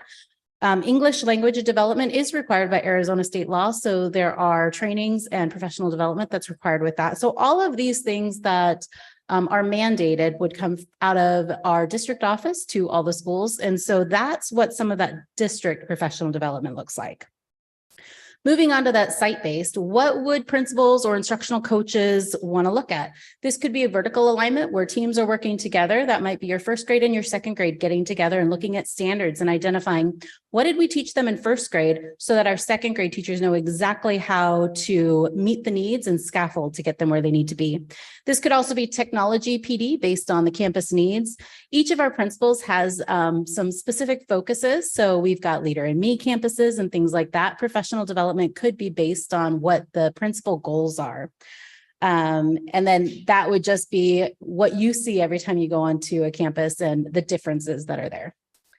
Collaboration time is that PLC time. So collaboration time is focusing on learning, collaborative culture, and collective responsibility, and it's results oriented. So it's data driven. And when we're doing that, that's actually action research. So when we're talking about that PLC, it is the plan, do, study, act. And this means that the teacher team is planning for what they want their students to know. They're teaching those lessons, they're taking observations, and then they're looking at that data so that they can study what the data is showing for the students. And that's where that response to instruction comes in, that tier 2 for intervention and enrichment. How do we support those students, whether they maybe didn't get a skill and they need to be retaught, or they already have it, and how do we help them to progress faster? And then that act is doing it all again. So it's a cyclical process. In PLCs, there are 4 questions that we focus on. It's what do we expect students to know and be able to do? That is that tier 1 focus. What do we expect all of our students to be able to know and to be able to do? How will we know if students have learned it and can do it? That is that common formative assessment that our teams are expected to be able to put together. They are identifying these because we want our teachers to know those standards inside and out. And the only way to do that is during this PLC time. You can't just hand teachers standards and say, this is what you're going to teach. You're going to get lots of different levels of teachers taking different things from that standard and not really unpacking it. So we need to unpack that standard. What is the vocabulary? What is that skill set that those teachers need to have to be able to help those students be successful? How will we respond when some students need additional support? That is our RTI or our tier 2 or tier 3. That's our win time. So we need to plan for that and be able to use data to drive that instruction. And then how will we extend learning when students already know it? Those are our problem-based learning practices. That's where you could build in STEM or technology. And honestly, we just don't have time to be able to do that well right now. So how do we improve that so that we can help support those students who already do have it? This is a new concept to Litchfield, but we're talking about that professional responsibility. So we have added in both calendars, the bridge calendar, as well as the full early release calendar, professional responsibilities 4 times a year. It would be the week before report cards are due so that teachers could grade. They could work on report cards. They could finalize those report cards. They could make phone calls to parents because that is a goal of a strategic plan goal, as well as our board, to make sure that communication is happening. It could also be parent conferences. We only have them scheduled in October and January, but parent conferences happen all year long. So if you've got a concern about a student, we can call and make a parent-teacher conference right then and there during these professional responsibility days. And then also for our special education teachers, they are charged with writing IEPs, and that is task oriented and it takes a long time. So these days could be utilized for that as well. All right, this is calendar A. This is the bridge calendar, and this is just an example of what that could look like. So we would want to make sure that we are clear with principals and schools on what this could look like. So in August, it would be one site-based, meaning the principal and the coach could identify what is going to be done that day. They might have a whole campus training. They may choose to do collaboration at that time, but it would be driven by the data of that school. The following week on 8/23, that would be mandatory PLC time. Principals can't touch it with their professional development. It would be collaboration time for teachers. We want to make sure that we are building that in to the best of our ability. In this bridge, we wouldn't be able to get PLCs in every single week. So principals would still have to do what they've always done by making sure that it's happening during specials time. However, that is difficult to do. So this is allowing extended time where you can do collaboration. You can see that we have that all the way through for the entire year of what this could look like. Calendar B is similar to calendar A. It's just added 16 additional days. We've made sure that there is site-based PD, there is PLC time, there is district time, and there is the professional responsibilities. For a total of 26 early releases. And when we're talking about early releases, it's 2 hours early. So students would be there in the morning, they would have lunch, they would leave 2 hours early. Examples of schedules from different schools. Right now, they're already doing this on Fridays. They have 10 early releases on Fridays right now. So this is a 7th grade schedule. On the left side, do you want to do this one? Go for it. Okay. So we collected schedules from various schools and various grade levels to give you guys examples of how much instructional time is lost for the students when they are early release. Okay, so you'll see here, and I hope it looks better on your screen than it does on here, but we have their daily regular schedule, kind of goes through with you and shows you what it is. And then an early release schedule, which only cuts out about 25 to 30 minutes of actual instructional time. Now they are eliminating WIN, which is their intervention time during that moment, but it's not a loss of 2 hours of instruction when we talk about cutting the instructional day on early release Wednesdays by 2 hours. Here is an example. Special education was a question that came up, is how do our self-contained teachers accommodate for these students, and will our students get the right amount of minutes that are required per their individualized education programs? So we have a daily schedule here of what this looks like for them, which they move fast and change things a little faster and try to meet the needs of all the kids, and then their early release schedule. So they're just reworking their schedules to make sure that they're finding time to get all of the subjects and even maybe social skills and things like that in order to meet the IEP minutes for their students. And then we have an elementary school schedule, which goes through their entire day. From most of our schools have a soft start, so this is a good example, but they have the soft start, they have WIN, they have math intervention a couple different times in a couple different groups, and that's probably in the classroom. These schedules were voluntarily given mostly from our career development committee. And then the early release start for the early release for the elementary school, they still have their soft start, but they're reducing their WIN time. So if you look at this one, it's only 5 minutes of actually teacher-led instructional time in the classroom that they're losing because of the other things that they're eliminating throughout the day. So teachers are making sure to get in everything that they can on those days that we currently have for early release. So these are current early release schedules that teachers do. And this would be a special area schedule. So, and again, I apologize for the community that has to look at the schedule that's kind of off print here, but they are also still getting a lunchtime and a prep time, and that's for certified and classified special area teachers. Now, again, every school, as you know, their special schedules are a little bit different, a couple minutes longer at one school, a couple minutes shorter at another one. Some have more prep time, some have less, but this is a general schedule for special areas. So you see the students are still getting specials. So the teachers are still getting a common prep at many of our schools, and they are getting their lunch and prep time as special area. And then we worked with our community education department with Dr. Stair to talk about how this would impact them. And he actually was very excited about a Wednesday early release because it's easier for him now that we hire extended day employees from the local high schools. They're out on Wednesdays. So now he would have more staff and possibly be able to accommodate for those parents that need that extended daytime for their students because we're doing more early release days. So he said that would alleviate any concerns in their departments. That was a really positive thing. He talked a little bit about the tuition-based preschool. Now they would continue to do the same thing that they're always doing because it's a tuition-based program.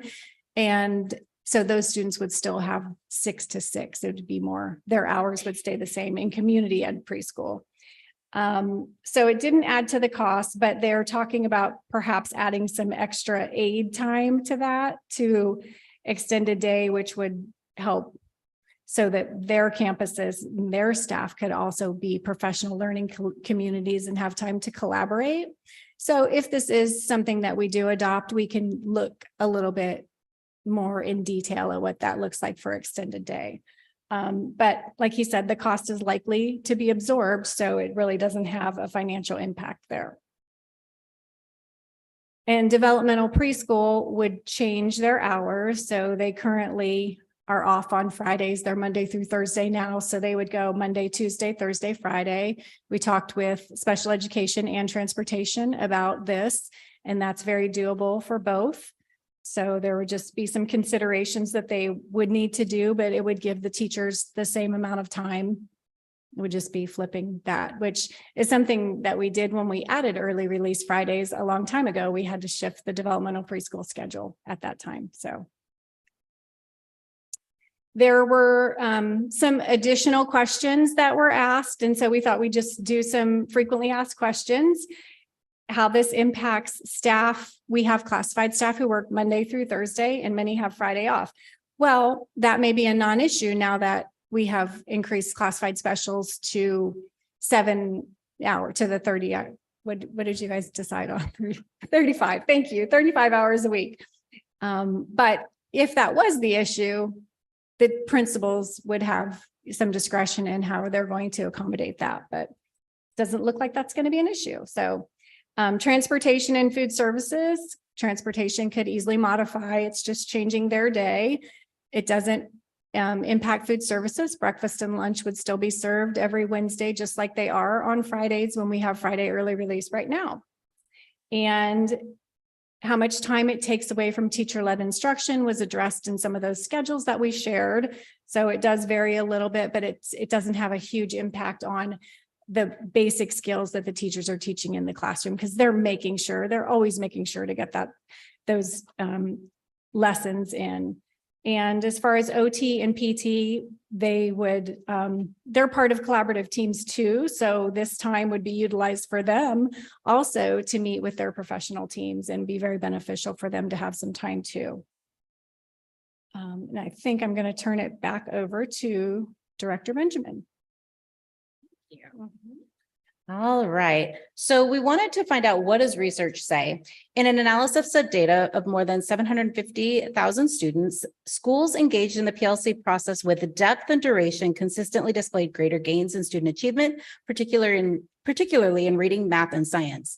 We know that early releases are not going to be the end all be all, and that they are not going to improve student achievement. It's what we do with the early releases that's what's going to improve student achievement. So if we have a plan and we follow it through and we make sure that the professional development and that collaboration time is being utilized, that's what's going to improve student achievement.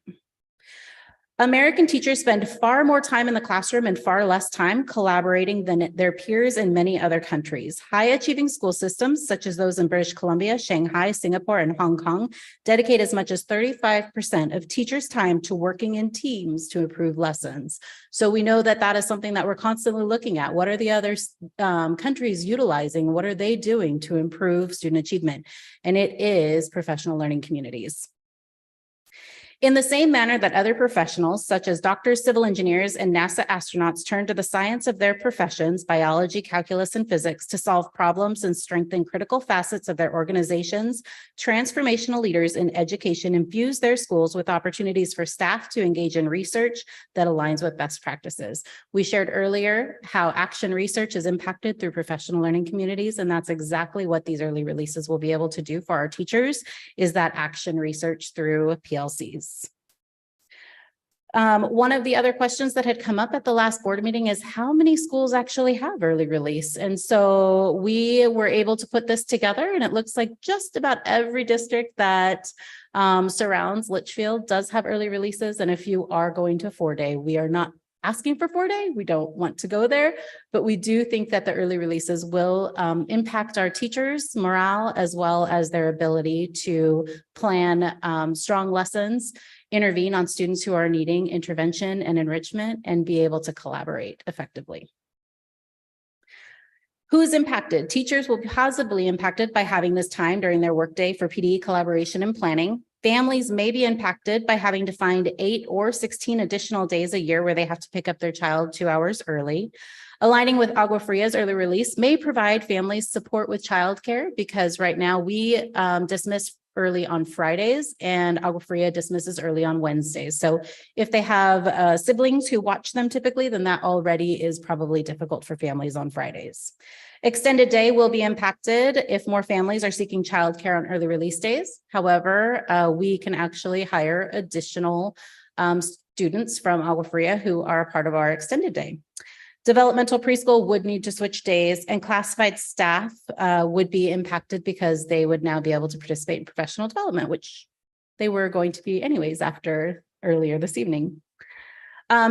Is this recommendation what's best for kids? Yes. Teachers' collective efficacy, which can be described as a measurable impact on student learning, would be impacted. Professional development based on campus and student needs. We would really be able to dive into exactly what the data is showing us and how we can support those teams in those schools. It allows for well-planned lessons that are designed for students in front of them, provides time within the schedule to use data to drive instruction and be able to monitor and adjust to meet the needs of all of our students, which is differentiation and what we need to do for all kids. It supports teacher recruitment and retention. We do know that some of our teachers are starting to leave for other districts that are providing this. So we are hoping that this will have a positive impact if this is approved this evening. It increases teacher quality because we're able to pour into our teachers with professional development. It also allows for collaboration for English language development and special education teachers with our general education teachers. So our special ed as well as our ELD coordinators do a lot of collaboration. However, this is off the clock and it becomes very difficult to be able to provide those differentiation needs for those students. And it's an opportunity to implement PD time to reflect needs to teams to reach students not responding or if they're needing more. Your return on investment. How will we know if early release is impactful? With additional teacher collaboration and increased focus on planning, student growth will increase on essential standards and skills as measured by common formative assessments, benchmarks assessments, and state achievement assessments. Continue tracking with teacher attendance on the PD and collaboration days. As we've been doing this year, we would continue to keep that up. Continue tracking of agendas for professional development and collaboration topics. Data collection will continue with school teams, and adding the classified will be able to participate in a lot of our professional development as well. I am happy to answer any questions as well as Executive Director DeCoste or Deputy Superintendent Ducey. Ms. Clymer, questions or comments? One question and one comment. On these early release days, this will be contracted time. So this time will be spent on campus, even on the professional responsibility days, right? That are more free for teachers and staff to be able to do what they need to get done in their classroom. Correct. They're still expected to be on campus during that time. Yes, that is correct. Okay. My comment is, I know we haven't, are we going to go through the calendar separate, or can we ask questions or comment on the calendaring? You're welcome to ask questions and comment on the calendar. It's not, it's actually on the early release days. It's not on the winter break yet. We can talk about that maybe later. This may be shocking because I think I was the, hesitant last year to increase the number of days. And thank you for this presentation. It answered all of my questions. So I appreciate the in-depth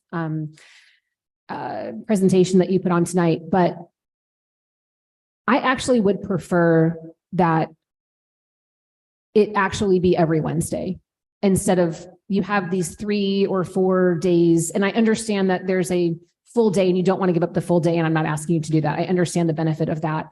I think that structure for students and families and having that, knowing that it's every Wednesday, it's not 3 or 4 times a year that I'm going to have to remember, and the district communication of reminding people and all of that kind of stuff is actually beneficial to students and families. And I realize that's one more early release day.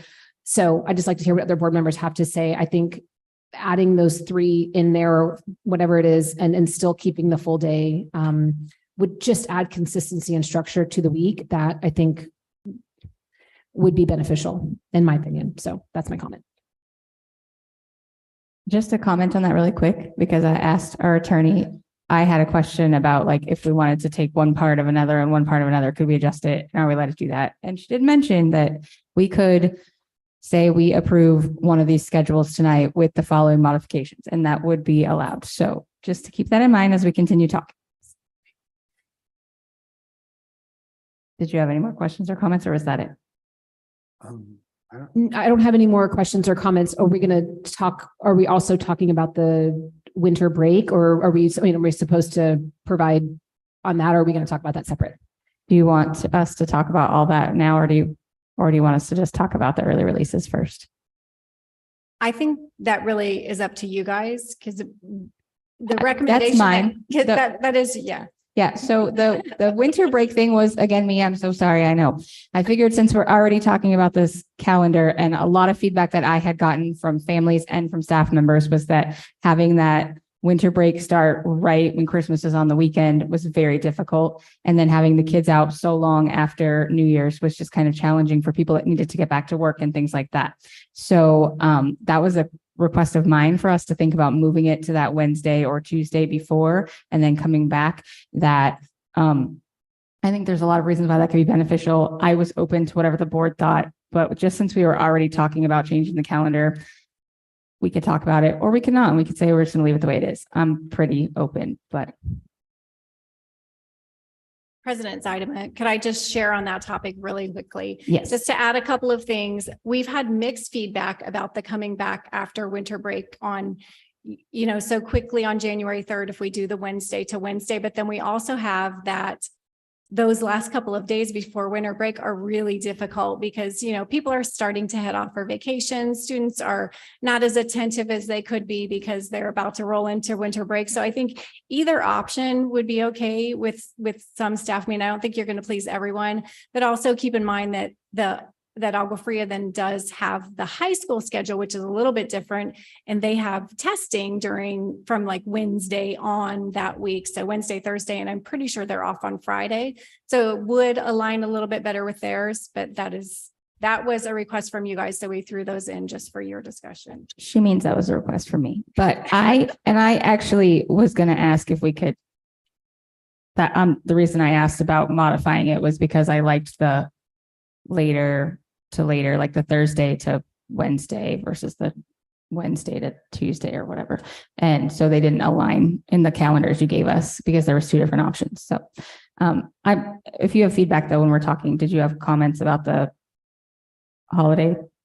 I don't. I mean, personally, the Wednesday to Tuesday or the Thursday to Wednesday, I don't have a huge issue with either one of them. So I think that if the feedback has been that to start later in the year, so come back on the 4th versus the 3rd, I'm happy to go with that. I don't have a preference either way. I do like that we are giving folks a few extra days before Christmas. We have had that feedback that, a lot of those Fridays wind up being less attended both by staff and our students because it's literally just a couple of days before the actual holiday itself. So I'm in support of changing it. I don't have a preference one way or the other, so I'll let other board members speak. Mr. Honak. I think y'all did a great job because the first time it's presented, I had a jillion questions and I think everybody did, and I really don't have any right now. So, and I would kind of, whatever remains, kind of defer to, what you've found and feedback, and everybody looking over there eagerly, hoping for this. I think I'm pretty sold. Did you have a thought on what Ms. Clymer said as far as every week, having early release Wednesdays every week and not having those days be full days so that we stay consistent? Or do you? I kind of have to, I think I sort of, I'm not in a position to really have, because I've been out of it, my youngest is going off on the, but from what I hear, I mean, I'm really seeing this kind of thought out, and I'm not, I'll admittedly say that I'm not quite understanding. Okay. So I kind of going to defer to. Okay. Mr. Owens.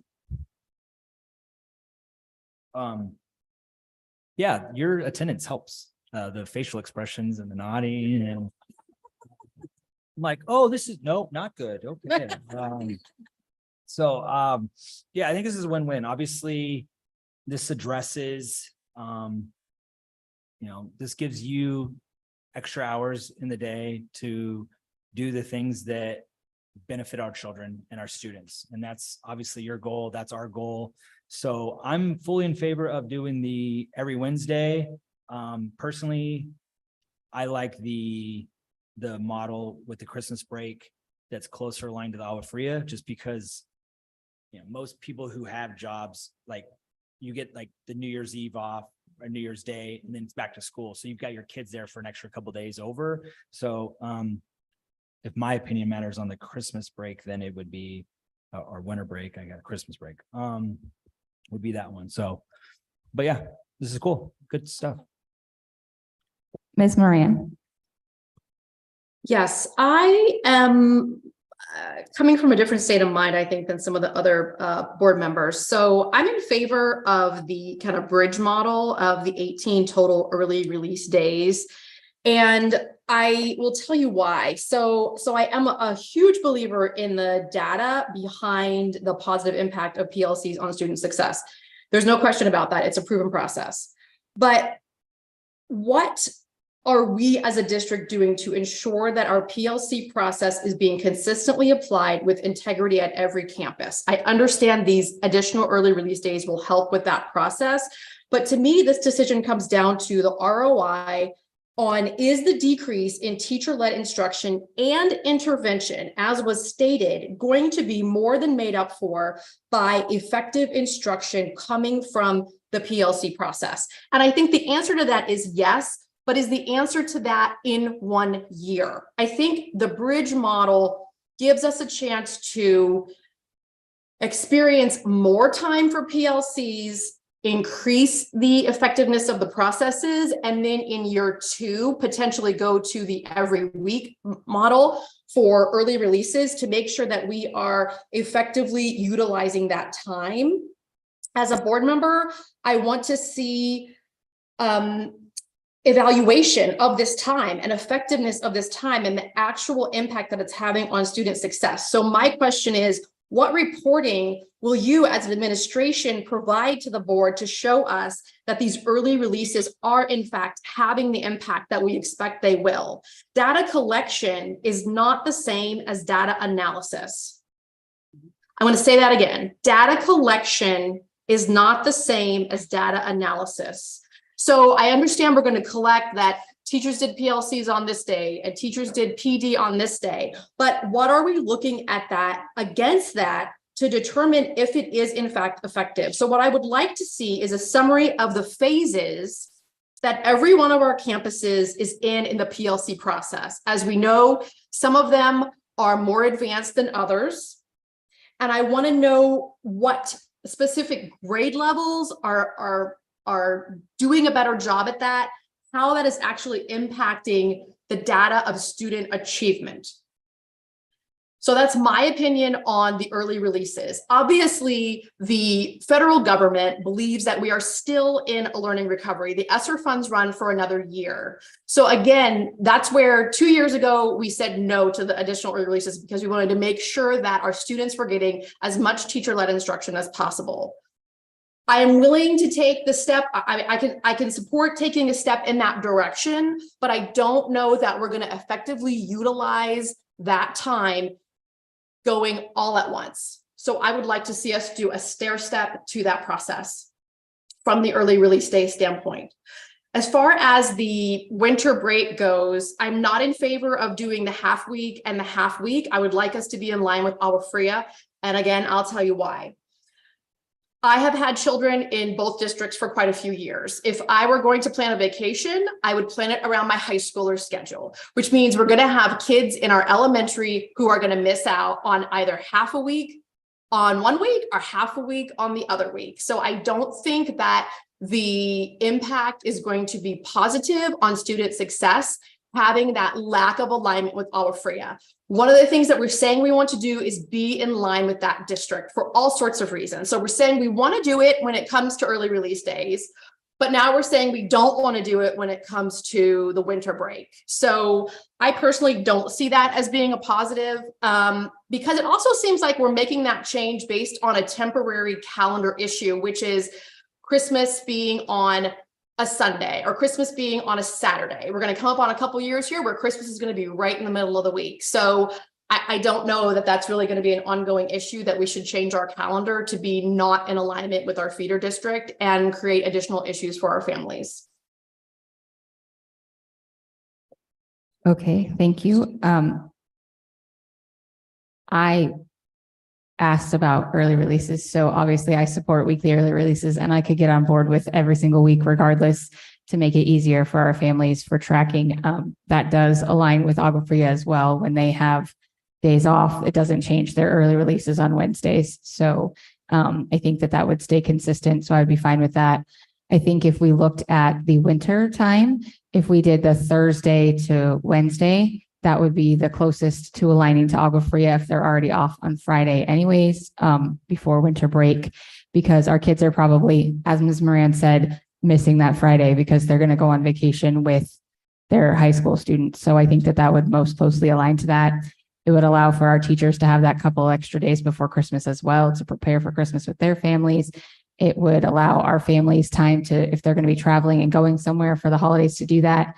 And maybe in the future, we will look at doing again that same, Monday to Friday if it doesn't impact things, but we do a schedule every year. So I don't think that it should matter that this year we're going to do Thursday to Wednesday, because that's how it's best to do it for this year and how the calendar aligns. So that is my thoughts, but I definitely think we need to do these early releases every week.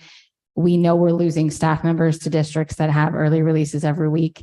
And we know this is something we can do that's not costing us money. They ask for time or money, and money, there's only a finite amount of that, but time is something we can give them that's not going to cost us a significant amount of money. It sounds like we have a great plan to be able to use the high schoolers to help with after school care on those early release days, to have our extended day be available. So I think that this is the perfect way to give teachers the gift of time. Thank you, President Zeidema. If I could help with your motion and clarifying a couple of things. Board Member Clymer brought up going ahead and putting those half days back in where we had thought, like, since we have a full day, we would like to take those out. So I want to tell you what those days are. That would be August 30th and September 6th, January 10th, January 17th, February 14th, February 21st. Having winter break from Thursday to Wednesday would be December 21st through January 3rd. So if you're going to make a motion, I'm just giving you the date so you can specifically say exactly. Isn't that exactly how this calendar is presented already? So if you look at the one that says winter break aligns more closely with Agua Fria, the bottom one, that's exactly what you explained. That one is, but that doesn't have the Wednesdays. So we should add if somebody wanted to make a motion, they would add that calendar with the addition of early releases on and the days that you said. Yes, exactly. Okay. Before anybody makes a motion, or I'm going to go back through and see if anybody has any more comments or questions based on what they've heard from everybody else. Ms. Clymer. I think I misunderstood when we were talking about the holiday schedule. What is the Agua Fria holiday calendar? When do they have a 2-week break that ends on the 22nd, or that begins on the 22nd and comes back on the 2nd? So what Agua Fria's calendar I have pulled up currently on the 22nd, that is a work and learn from home day. So that it does not count as their break. Okay. And then their break is the 2 weeks following, where they then return on January 8th. Okay, so that's the whole first week of January off. They also, just so you know, on that, December 20th and the 21st are early release days. Yes. Those are the testing days I referred to earlier in the. Thank you. Okay. And those are the testing days that high schoolers are not going to miss because those are their finals. Yes, but some high school, they structure those schedules so the kids are only at school a few hours. So yeah, agreed. But I'm talking, if you're talking about families planning vacations, families aren't going to plan, families of high schoolers are not going to plan vacations on those days, even though they're early release days, because their students are taking tests. I think that's true. I think that they would probably leave Thursday after their kids were done with testing, because that work from home day, they could do that from anywhere. Mr. Honak, did you have any other questions or comments? No. Mr. Owens? Yeah, I guess. So I like the other model of Christmas break, but I thought when I was looking at this and it says it aligns more closely with Agua Fria, in this, it actually doesn't. It aligns more closely if we just take the 2 weeks off, like the typical 2 weeks that we always take. That's probably the closest aligned to Agua Fria that we're going to be, because they sort of have that Friday off because of, I mean, that's exact, but also keeping in mind that students are in and out of school on those Wednesdays, on that Wednesday and Thursday.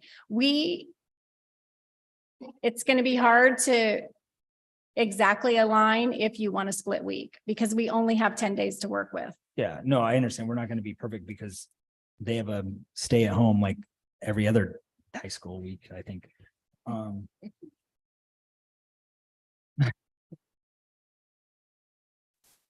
do you guys want over there? So funny. I don't know. Can I make a motion? No. Do you have a motion? I have an additional comment first, please. Okay. If it sounds like the majority of the board is in favor of weekly early release, so that means adding to this calendar early release on every Wednesday. Is that accurate? Yes, I think I am in favor of that. I don't know. I don't know how everyone else feels. I'm in favor of that. Okay, so if we do that, can we, I don't feel like we need that and the full days, the 3 full days. I feel like that is. So I know that the high school has their work from home days or whatever. The high school also has multiple like super early release days once a quarter that the kids are off super early, where they only go in for a couple hours. So I think that in order to fulfill the contracts we've already had out with our teachers and the amount of days our kids are supposed to be in school, this would make sure our kids are in school all the days that we have planned for them to be in school. It would allow the teachers to have that early release each week, as well as have that full day where they can do even more in-depth professional development. This is where they'd have an opportunity to possibly work with other campuses. For me, that's how I see that being an option, where we could have district-wide things where they could come together and work together and learn from each other. But that's just me and how I see things. I'm not running things, you guys are. I understand the concern. I don't disagree with that. I think my thought process behind that was more just a structure.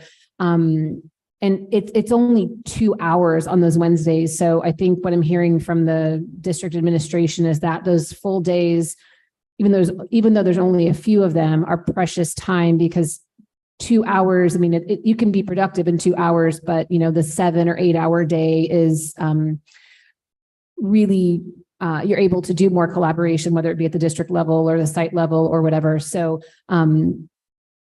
I think it's important to preserve those. I do understand the hesitation with, having a full day and a half day in the same week. I do understand that. I guess just for me, I think more the structure of it and that piece is more important than the 2 hours that week, but I'm open to other suggestions. I just feel like the full day thing is really, I mean, there's parents that are, what are they going to do, with I think we went through this all before, and we should start with some stair step or whatever. Okay, to address the 4 day, so those all days that are off are linked to long weekends, which our families are very, very used to having those 4 day weekends over holidays to go do family things. That's something we've done for a very long time. And I think that we'd actually get more pushback if we remove those than we would if we did weekly early releases. Can I, and just to confirm, those full days, they're already in the calendar. You're not adding, you're not asking to add full days on top of this. These are days that are already in the calendar. We're just adding the half days. So. Correct. Right. Okay. Early releases, not half days, early releases, 2 hours. I'm sorry. We're just adding It's 2 early hours. release. Additional early release is all we're asking for. And in addition to that, Dr. Doozy just pointed out that we did have our Director of Student Services go through through these calendars with the additional early release days and add up our minutes to make sure that those are in line with what we're required to do with the state. So before adding those other ones that you're talking about that are not on these calendars, we would like to double check with him. So perhaps we could go ahead and approve something tonight and then look at adding those 1, 2, 3, 4, 5, those other 6 on the 4 day weeks, if they keep us in compliance with the minutes that were required with the state. I would be comfortable with that. I don't want to make our staff wait anymore. The feedback that I've gotten is that they want to be able to start planning now. And so I'd be more comfortable with saying, let's approve the early releases as presented right now, with the idea that we might come back and add a few more once we verify that our time is fine, the six extra days. But hang on, is it 6 extra days, or we're doing early release every single Wednesday? Because that would be 10 additional days. We currently have 10. We're saying we're going to go to additional 15. But when I look at the calendar, if we're saying every single Wednesday, that's going to be 10 additional days. Yes, the extra days I'm referring to are the ones that Board Member Clymer asked about on those short weeks. She said to keep it consistent, have every single Wednesday, which we don't have on any of our calendars. They're not every single Wednesday, because when we had a full day release, we didn't do an early release on that Wednesday because it's a 4 day week. And then yeah, I see that. So for example, I'm looking at the winter break that aligns more closely with our FRIA, 25 early release days for teacher PD and an additional 15 from the current calendar. When I look at this calendar, I see 2 days in August, 1 in September, 1 in November, 1 in December, 2 in January, 2 in February, and 1 in May. That's 10 additional days. So we're going from 10 early release days to 35 early release days. Is that accurate? no, the early release days are in the peach. Yes. So we have 26 early release days on that calendar, which is 15 more than we currently have. And then we don't have the May 22nd, and that was not something we were going to do because we have promotions, and then we have the last day of school, which we get out at 10, is an extra early release on the last day of school. So it's more like 3 hours. So what we're looking at is what you just said, the one that you're looking at, where winter break starts on December 21st. All of the peach days should come up to 25 days. And then from what Board Member Clymer said, adding August 30th, September 6th, January 10th, January 17th, February 14th, February 21st. So that would be 6 additional, bringing it up to 30. So why would we not add November 8th? Why would we not add, I mean, if we're saying every Wednesday, we need to say every Wednesday, if that's the purpose of doing it every Wednesday. Because the calendar that we're presenting to you was, we were looking at 4-day weeks. So a 4-day week is already a shortened week for a student. So we were thinking, okay, we wouldn't have an early release on a short week where students. Yes, I understand that. I understand that. But when I look at this calendar, there's 10 additional Wednesdays on this calendar. So you're saying we would still pick and choose which Wednesdays? It wouldn't be every Wednesday. I'm trying to comply to the requests of different board members. Okay. I'm just trying to get to how many days, how many hours are we taking away from students is really what I'm trying to get to. And it's just adding up more and more as this conversation continues. No, and thank you for pointing out November 8th. So would you be okay then to go ahead and approve, to have a motion for that? Because we don't want to add any more than what we have presented to you tonight without confirming it with our Director of Student Services. So could we have a motion to approve the one that we're looking at now that starts December 21st, possibly? Ms. Clymer. Yes, I mean, this is up to everyone on the board, not just me. I was just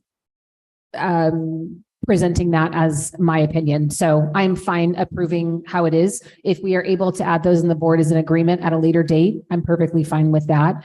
Now, on the second issue of the calendaring and the days for the holiday break,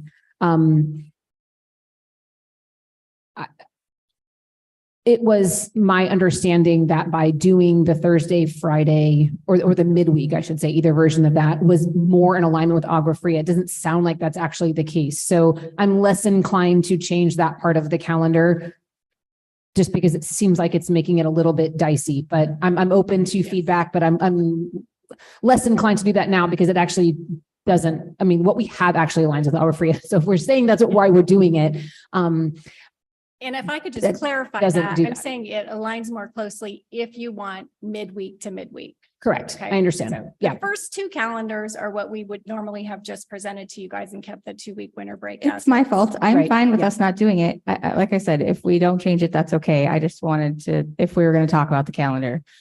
Yeah, no, I totally understand. I just think I'm understanding the full picture. I think I'd rather stay where we are, but open to feedback. So to move on, first, just to make sure, is there anybody that wants to talk about changing the winter break? Speak now, or we're just going to leave it the way it is? No. So we're going to move on. Winter break stays the same. We don't even need to vote on that because that's already in the calendar, right? So the next thing we have to figure out is if we want to approve the early releases, one of these options that are in here that we know our minutes are good.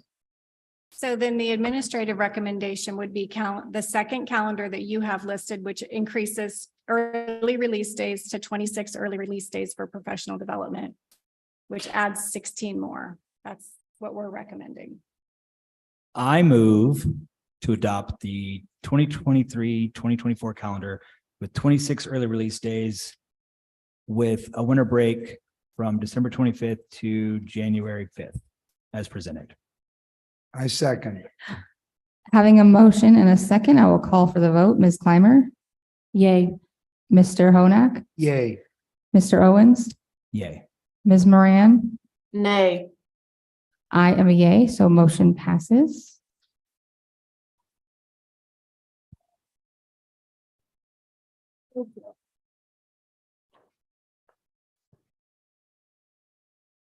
Okay, we are going to move on to our, they're all out now. So we are going to move on to our next item so we can try to get through the rest of this stuff as quickly as possible. We have the transportation staff proposal for an attendance bonus. This is going to be presented by Executive Director DePlane. Good evening, President Zaidama, members of the governing board, Superintendent Gunning. Tonight, we come to you to ask approval to pay a one-time stipend for the student transporters and transportation staff members who have perfect attendance with the exception of used sick days for the remainder of the 22-23 school year. In order for our students to access their education, we know they have to be at school. Over the past week, we've had to cancel several routes, which we do not want to do. Last month, and then again tonight, Executive Director Vaughn talked about things we are doing to recruit drivers. And tonight we ask you to approve this one-time stipend to try and retain drivers and avoid future cancellations in this staffing shortage. I'm here to answer any questions, along with Executive Director Vaughn is here to answer any finance questions as well. Ms. Clymer.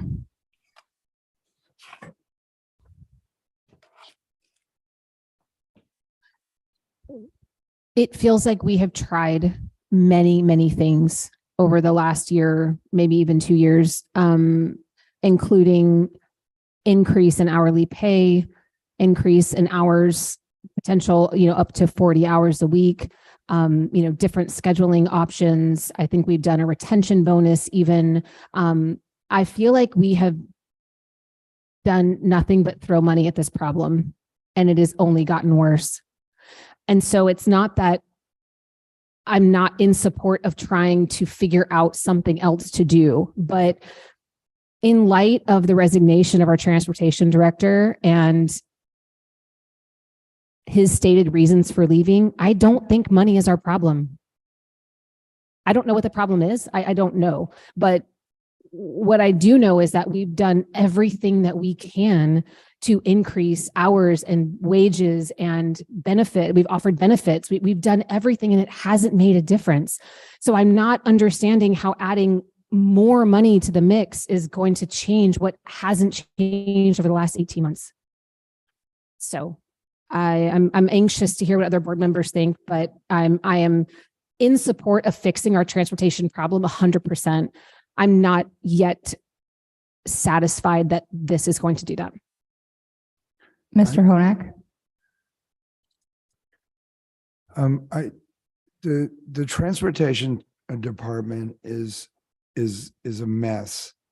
And we've had two really top people resign, since, last 6 months or whatever.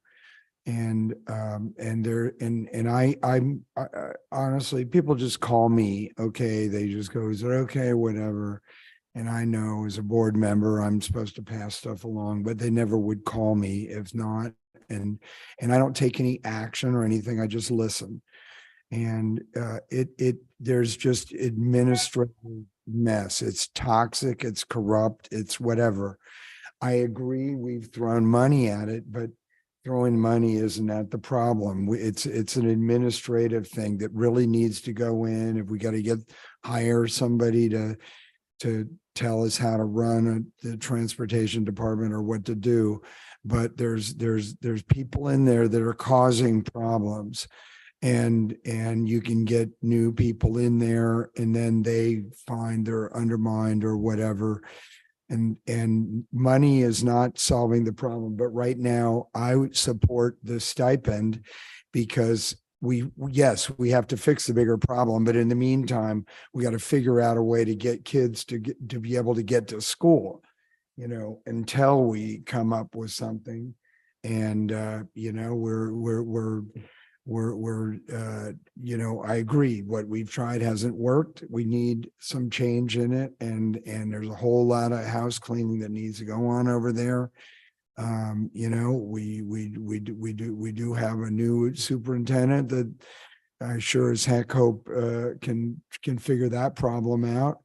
But in the meantime, I think we gotta do something because there are more people going to be walking out of that department, and it isn't because of money. It has nothing to do with money at all.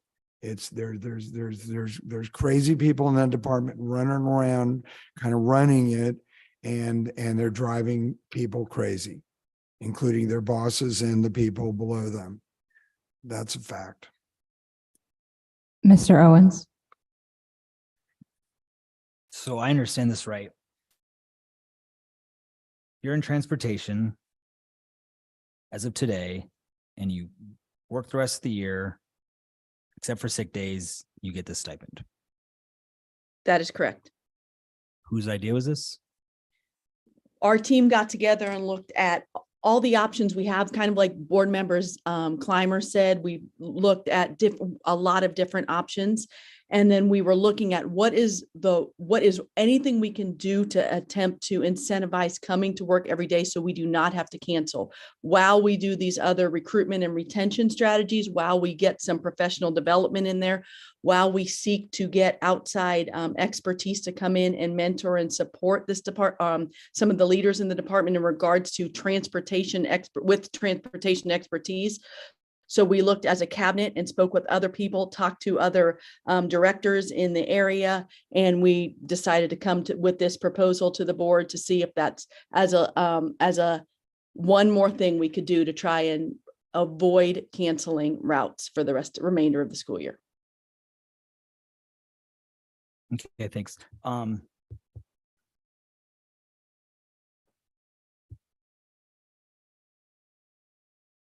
It just seems like this isn't going to fix a problem. How about that they come to work because it's their job, and it's their responsibility to do their job. And now here we are going to say, here's extra money. I mean, I feel like the people that are good employees, yeah, this will be great for them, but I don't really have, Ms. Moran. Yeah, I mean, this is obviously a stopgap. So, I mean, I am in favor of paying the stipends because I would like for all of our routes to be run and our students get to school. But I am in agreement with all the other board members that this is not the key to this problem. So I'm glad to hear Executive Director DePlane talk about some of the other things that they are doing. My hope is that if we approve this stipend, that will let us limp along to the end of this school year, but we clearly have a new superintendent coming on board. We will have a new director of transportation, and hopefully those changes will enable us to get off to a good start to the next school year and avoid the repeat of these issues. So I just want us to get the kids to school this year. And if this is what our administration's best recommendation is at this point to make that happen, I am in favor of it. I think I agree with pretty much all my board members in that this is a Band-Aid and we're not even sure if it's going to work because we have been throwing money at this problem a lot. And it seems like we have the same number of bus drivers now as we did a year ago. Even we seem to have the same number of openings. I could be a little off on that, but for the most part, it feels like we've been running short staffed this whole time, even when we added more money, added benefits and all that stuff. I agree. I want to see our kids get to school this year. So whatever we need to do, if this is I believe our administration really went through and thought of every different way they could possibly fix this and that this is the best option that they think we can do. So I would support this. I'm interested to see how things shake out when we end up getting a new director of transportation and see if we can really find out what's been going on and what might be causing these problems. But for now, I would support us doing this to get through this year. Can I make a motion? Does anybody else have any questions first? No? Go ahead. I move that we approve this stipend.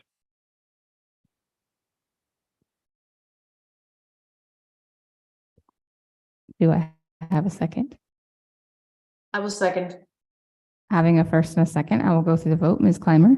Nay. Mr. Honak? Yay. Mr. Owens? Can I explain my vote? Yeah.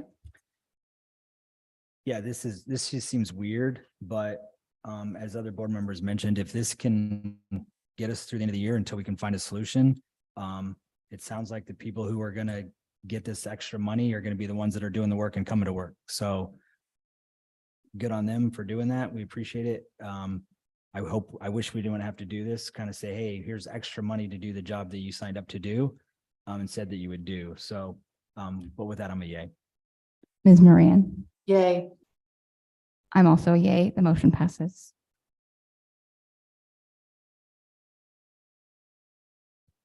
Next up, we are going to, yes, we're going to take a 2-minute break.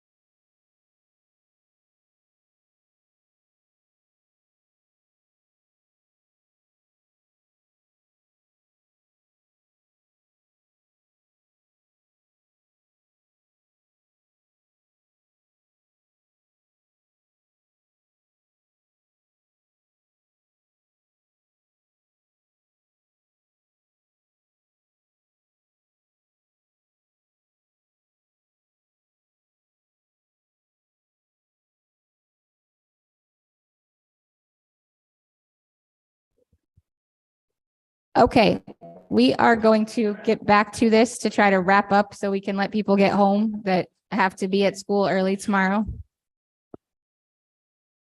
If everyone wants to get back to start the meeting.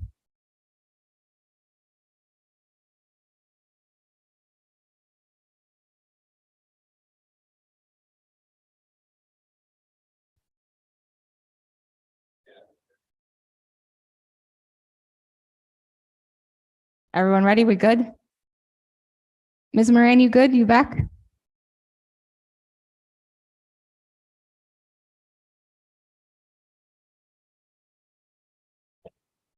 Okay. I'm assuming she's fine. We are going to move on to the consent agenda. I will go through and see if anybody has any items that they wish to pull before we make a motion to approve. Ms. Clymer, do you have any items you wish to pull? I do not have anything to pull off. I have 2 comments that I will address before the motion. Okay. Mr. Honak, do you have anything you'd like to pull off of the consent agenda? No, thank you. Mr. Owens? I don't have any to pull. I have a question on one and a comment on another. Well, let me see if there's any to pull and then we'll come back to that. Ms. Moran, did you have anything you wanted to pull off of the agenda? Nothing to pull, but I have 2 questions. Okay, I'm just going to go back through. Ms. Clymer, your comments, questions? My first is a request, and that is on item, I'm sorry, I didn't write down the number. 9V, the approval for the Aspire program contract. I don't have any specific questions about that. My request is if we could get some updated numbers and kind of use of the program since we started. We had a wonderful presentation. I think, gosh, it's may even been 6 months ago now. I'd love just to have an update that can be done via email, Friday update, et cetera. Doesn't have to be a full-fledged presentation. Just love to see where we are with that program. It hasn't started yet. My understanding, it's starting this upcoming school year. So Oh, well, maybe that's why I haven't heard anything about it. I thought we were doing it this school year, which is why I hadn't heard. Okay. Well, then we will move that for the next 6 months. So thank you. The next is just a quick comment. I just wanted to say, I know we typically don't go through our resignations and retirements and things like that, but I just wanted to make note of one special retirement, as Mrs. DeCoste mentioned earlier, that she is leaving the district after 20 years. As a parent who got to work with her for many years at Mabel Paget as the principal, and as a board member who's worked with her for many years in her role as an administrator, I just want to say thank you for your service to this district, to our students, to this board, and to our community. You are going to be sorely missed, but I'm excited to see what you have in store for you for your retirement years and what you are moving towards. I know you'll probably stay in our community for a little longer, but for those of you that don't know, there could be, many, many accolades and appreciation for the work that you've done here, but just my sincere gratitude. Mr. Honak, your questions? No, thank you. Okay. Mr. Owens, your questions or? So first, my comment was on consent agenda item U, the approval of the Odyssey of the Mind World competition. That was awesome to hear from the students that did that and participate in that. So I'm really excited to approve that. I think that's a great opportunity for them. Just for those kids to get to experience that at a young age, that is definitely something that'll stick with them forever. So excited about that. Item W, the professional memberships. I don't see the ASBA on that. Is that a separate thing that we approve? Okay, it's not part of that. Awesome. And then I don't know if I'll approve your retirement. Okay. Ms. Moran, any comments or questions? Yeah, I have two questions. My first question is on agenda item 9P, which is the student handbook for the 23-24 school year. I'd like for administration to provide some additional information on the addition of the administrative discretion when it comes to discipline that has been added to the handbook. Sure, Board Member Moran. This is Megan Duplain.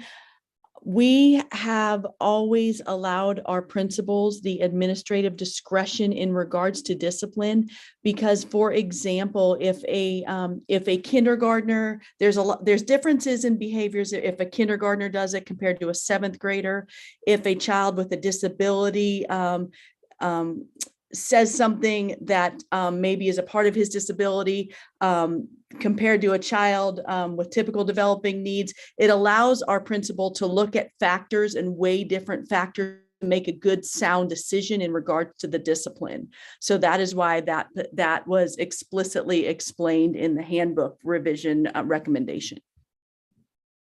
And what are we doing to ensure that is, I guess for me, consistency is important when it comes to discipline. We obviously have this matrix, and I understand that there are exceptions to those rules, but my fear is that there are a lot of different areas that we have inconsistency, and I don't think discipline should be one of those. I understand the examples that you gave, and why, again, that there would be exceptions, but this just feels like a blanket, apply it how you want. And so I just would like a little more confirmation or comfort maybe around that. Could you tell me more about that? Yes, absolutely. We work really diligently to ensure our leaders have consistency in regards to our discipline infractions. So Director John Scudder and myself work closely with the middle school principals in ongoing discussions and ensuring that we are all doing the same discipline if you take out some of those variables that I talked about. But we have a lot of discussions in their middle school PLCs, through individuals calling John Scudder and myself to walk through, John Scudder and I talking very closely with each other to make sure we're consistently making the recommendations. So we have a lot of ongoing discussions in regards to this in our professional development time, in our collaboration time with our principals. So our goal is to ensure we are consistently, if you take out those factors, we are consistently utilizing our matrix in the same way for infractions.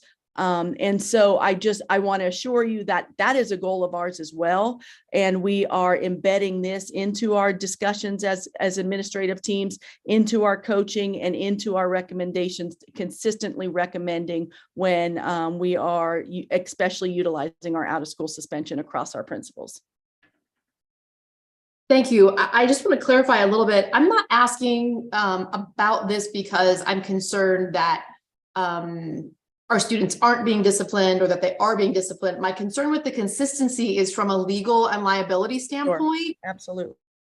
Because I feel that would be a potential lawsuit, basically, if we have too much variability in the way that our matrix is applied. So my understanding is that this change to the handbook was run by legal. And can you tell me if they had any feedback on that or thoughts on that? Yes, so our handbook was sent to our legal representation, and they did not make any comments in regards to that addition. But Board Member Moran, I agree with you, and it is something that our principals all work very diligently on, because we have to maintain consistency in regards to discipline for the reasons you shared. And it is something that we will continue to embed in our trainings and in our discussion and in our coaching and in our dialogue with each other, because it is important. And we know that it definitely would open up us for, litigation and different things that could really be harmful to the district if we vary too greatly on the way we utilize our matrix. Okay, thank you, Executive Director Duplantis. My other question is on a consent agenda item 9W, the approval of professional memberships. I see that we have some detail in this item about the actual memberships and the cost, but it doesn't say either how many people specifically are members of each. Some of them do say if it's a district level membership versus a specific position level membership. But my question is, what is the total amount for all employee memberships in these organizations that you're asking for approval for tonight?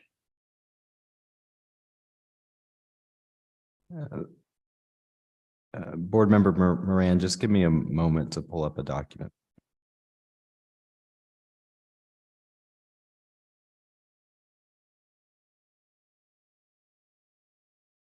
In the meantime, can I make a short comment?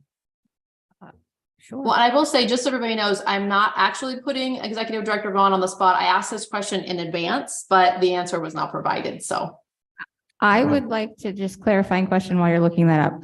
Is this something we've already approved, like professional memberships is in our budget that we approve every year, and then this is just a breakdown, or is this a separate thing? So this is not really a change from what's historically been done. I apologize that the information wasn't added. I thought it had been. So when I calculated this cost, I just want to clarify the approach I took. I looked at the types of employees that were being listed, and took the cost that it would be if every single one of those employees that is potentially approved here to have the membership actually does. By and large, that's not actually the case. So for example, you might have some memberships that principals are approved to have, but only a handful of principals find value in that organization and so choose to have that membership. These memberships aren't something that we push on the employees. It's only if they find value and request it. And so we ask, for the sake of administrative ease, for kind of some broad approval for categories of employees. but the dollar amount I'm going to provide is very much overstating the cost of these memberships.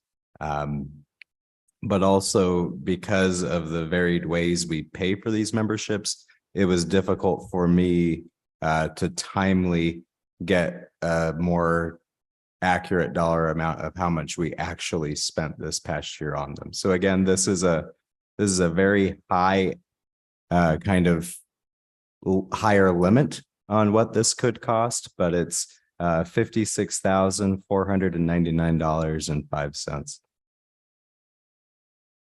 Okay, thank you. I'm not opposed to these memberships at all. I just think it's important for us to understand that these dollar amounts, though some of them seem small, do add up as a whole and do become part of the greater budget that we approve. Though there are many, many, many small decisions that we make throughout the year that impact that. Thank you. I didn't have any questions. My only comment was also about the Odyssey of the Mind kids and how excited I am to have us approve that for them. And I hope their parents tell them in the morning, because I hope they're all sleeping right now so they can go to school in the morning, because I know lots of kids are testing right now. So with that, if anybody wants to make a motion. I move that we approve the consent agenda as presented. Second. Having a motion and a second, I'll call for the vote. Ms. Clymer? Yay. Mr. Honak? Yay, and I'm really pro the Odyssey thing. Mr. Owens? Yay. Ms. Moran? Yay. I'm also a yay, so the motion passes.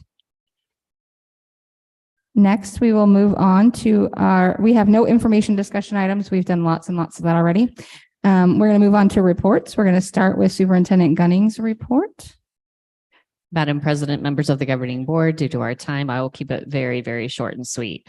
Over the last month, I attended the Litchfield Park State of the City address, multiple school showcases, City of Avondale meeting where they recognized Rancho Santa Fe for their A+ award, National Board Certified Teacher Dinner celebration for our teachers that received that, and then also spent a day at Luke Air Force Base with their West Side Education Immersion Program, where they would like to continue involvement in our schools and, of course, grow that even more. So.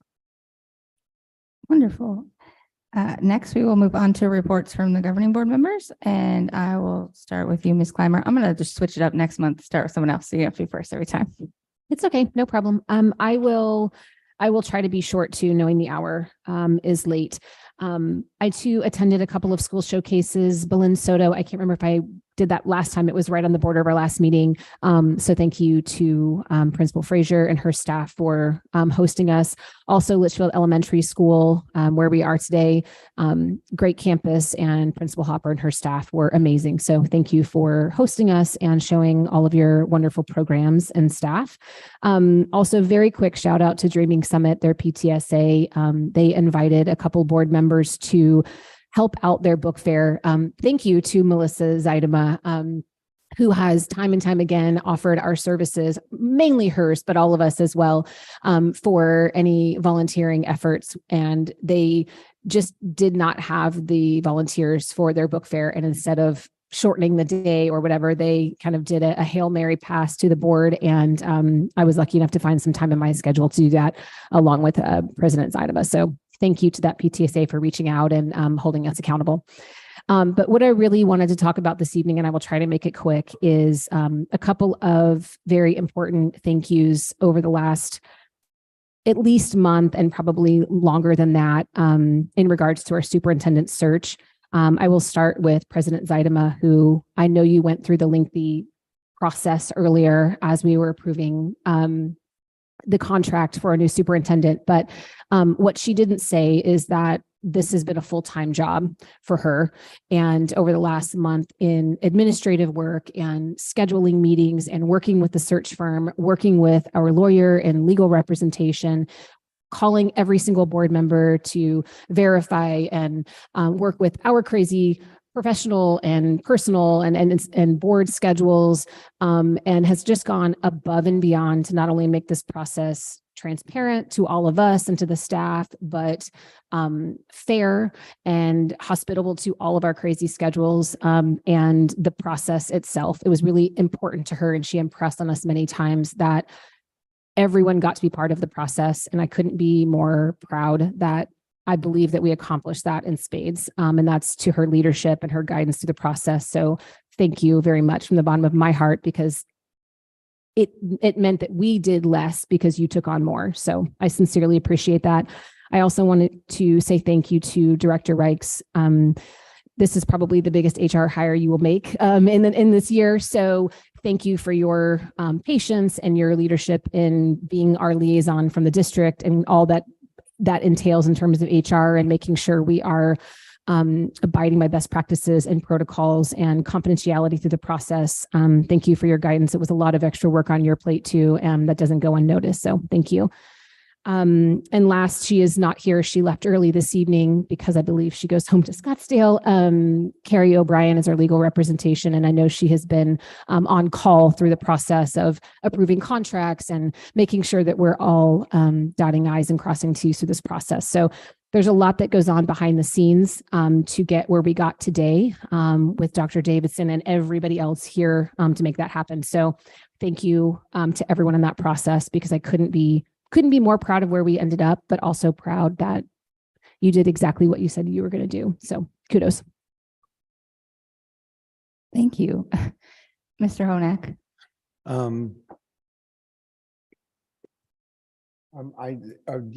I can't say, I couldn't say anything any better than what Ms. Clymer said about Board President Zeidema is just a revolutionary change in the board, and I just thank you from the bottom of my heart. Thank you. And Leanne, you ain't so bad yourself, you know. And I had and Carrie too, and I had an incredibly fabulous time. A teacher contacted me, Jason Keel, who teaches media at Wigwam Creek Middle School. And he asked me if I could give a little time to come to his class. And I went to full tilt. I just said, I'll be there as soon as you want and as late as you want. And I went there on the I'm looking at my calendar, on the 11th at noon, and was there for the 7th grade or first the 8th grade class, and then the 7th grade class. And it wasn't like me getting up and, you know, giving my spiel about, you know, my career. It was 98% of it was sitting with small groups of the kids for a period of time and really getting to know them, not really introducing their names or whatever, because they all collaborated and were making these films. And some of them were just astonishing how it was just amazing. And that they worked in a very collaborative way. You know, they didn't have rules and things like that. And some of them were really bright. There was maybe only 2 groups that were like struggling. And so anyway, that was very, very gratifying. And you know, Mr. Keel and I had some time in between classes to talk and stuff like that. So yeah, that was a really great thing. I think that he really needed some outside, you know, kids get feedback and stuff like that. And so anyway, I had a fabulous time, and it was good. Wonderful. Mr. Owens. Yeah, thanks. So I think since our last meeting, I've been to 3 showcases: Bell and Soto, Litchfield Elementary, and Thomas Heck. Very impressed. Great to see the students. Love to see the kindergartners to the 8th graders. Just you forget the differences in kindergarten and 8th grade and the different teaching styles that it requires too. At all grade levels, they're all just a little bit different. And so that was really rewarding. Looking forward to more of those. I'm glad the budget's done now. Thanks for all that work. Superintendent search is over. I'm not going to be able to say it any better than Board Member Clymer did, so I won't. Thanks for all your help, Melissa, and everything you guys did. Ms. Moran. Yes, I also went to 2 of the school showcases this month, one being Belen Soto and the second being Litchfield Elementary School, which I will elaborate just a little bit on that particular school showcase. I got to visit classrooms of 4 of my son's previous teachers, and I left feeling very grateful for these dedicated professionals and the positive impact that they had on my son. And I know based on my experience that our district is filled with educators and staff who pour into the students every day and leave them better off than before. So I just want to take a moment to say thank you to all of our teachers and staff. It simply cannot be stated too many times. So I appreciate you. Finally, I spent many hours, as the rest of the board members did, researching and contemplating our superintendent search. I'm incredibly proud of our process, the interest in our district, and the candidate that we chose as our next leader. Dr. Davidson's passion for education, the welfare of our students, and respect for teachers was evident throughout the process, and his leadership experience is aligned with our culture. I'm confident he will help us move LASD toward an all-around betterment. And I echo what the other board members said as far as the dedication of President Zeidema and Director Reichs and our legal team was also evident throughout this process. Many hours were spent making sure that everything was done just right, in line with the law, as well as optimizing the process. And I know that that takes a lot of time and energy and maybe even some sleepless nights on the part of President Zeidema for sure. So I echo those sentiments of gratitude, and I appreciate you. So I'm going to close with lyrics from Taylor Swift's song Change for all those Swifties out there that might have gotten to see her live recently. It was the night things changed. Can you see it now?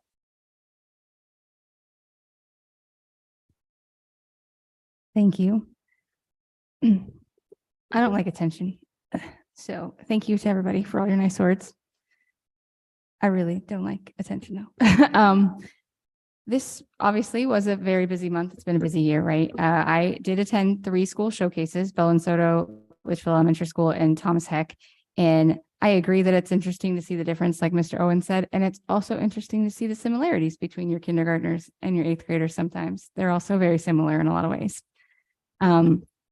I was able to attend, Palm Valley invited me to attend the Goldilocks and 3 Aardvarks play that they put on in their electives classes that they have on Friday. So I was able to go and watch that, and the kids were super excited to do their play. And I love watching kids do stuff.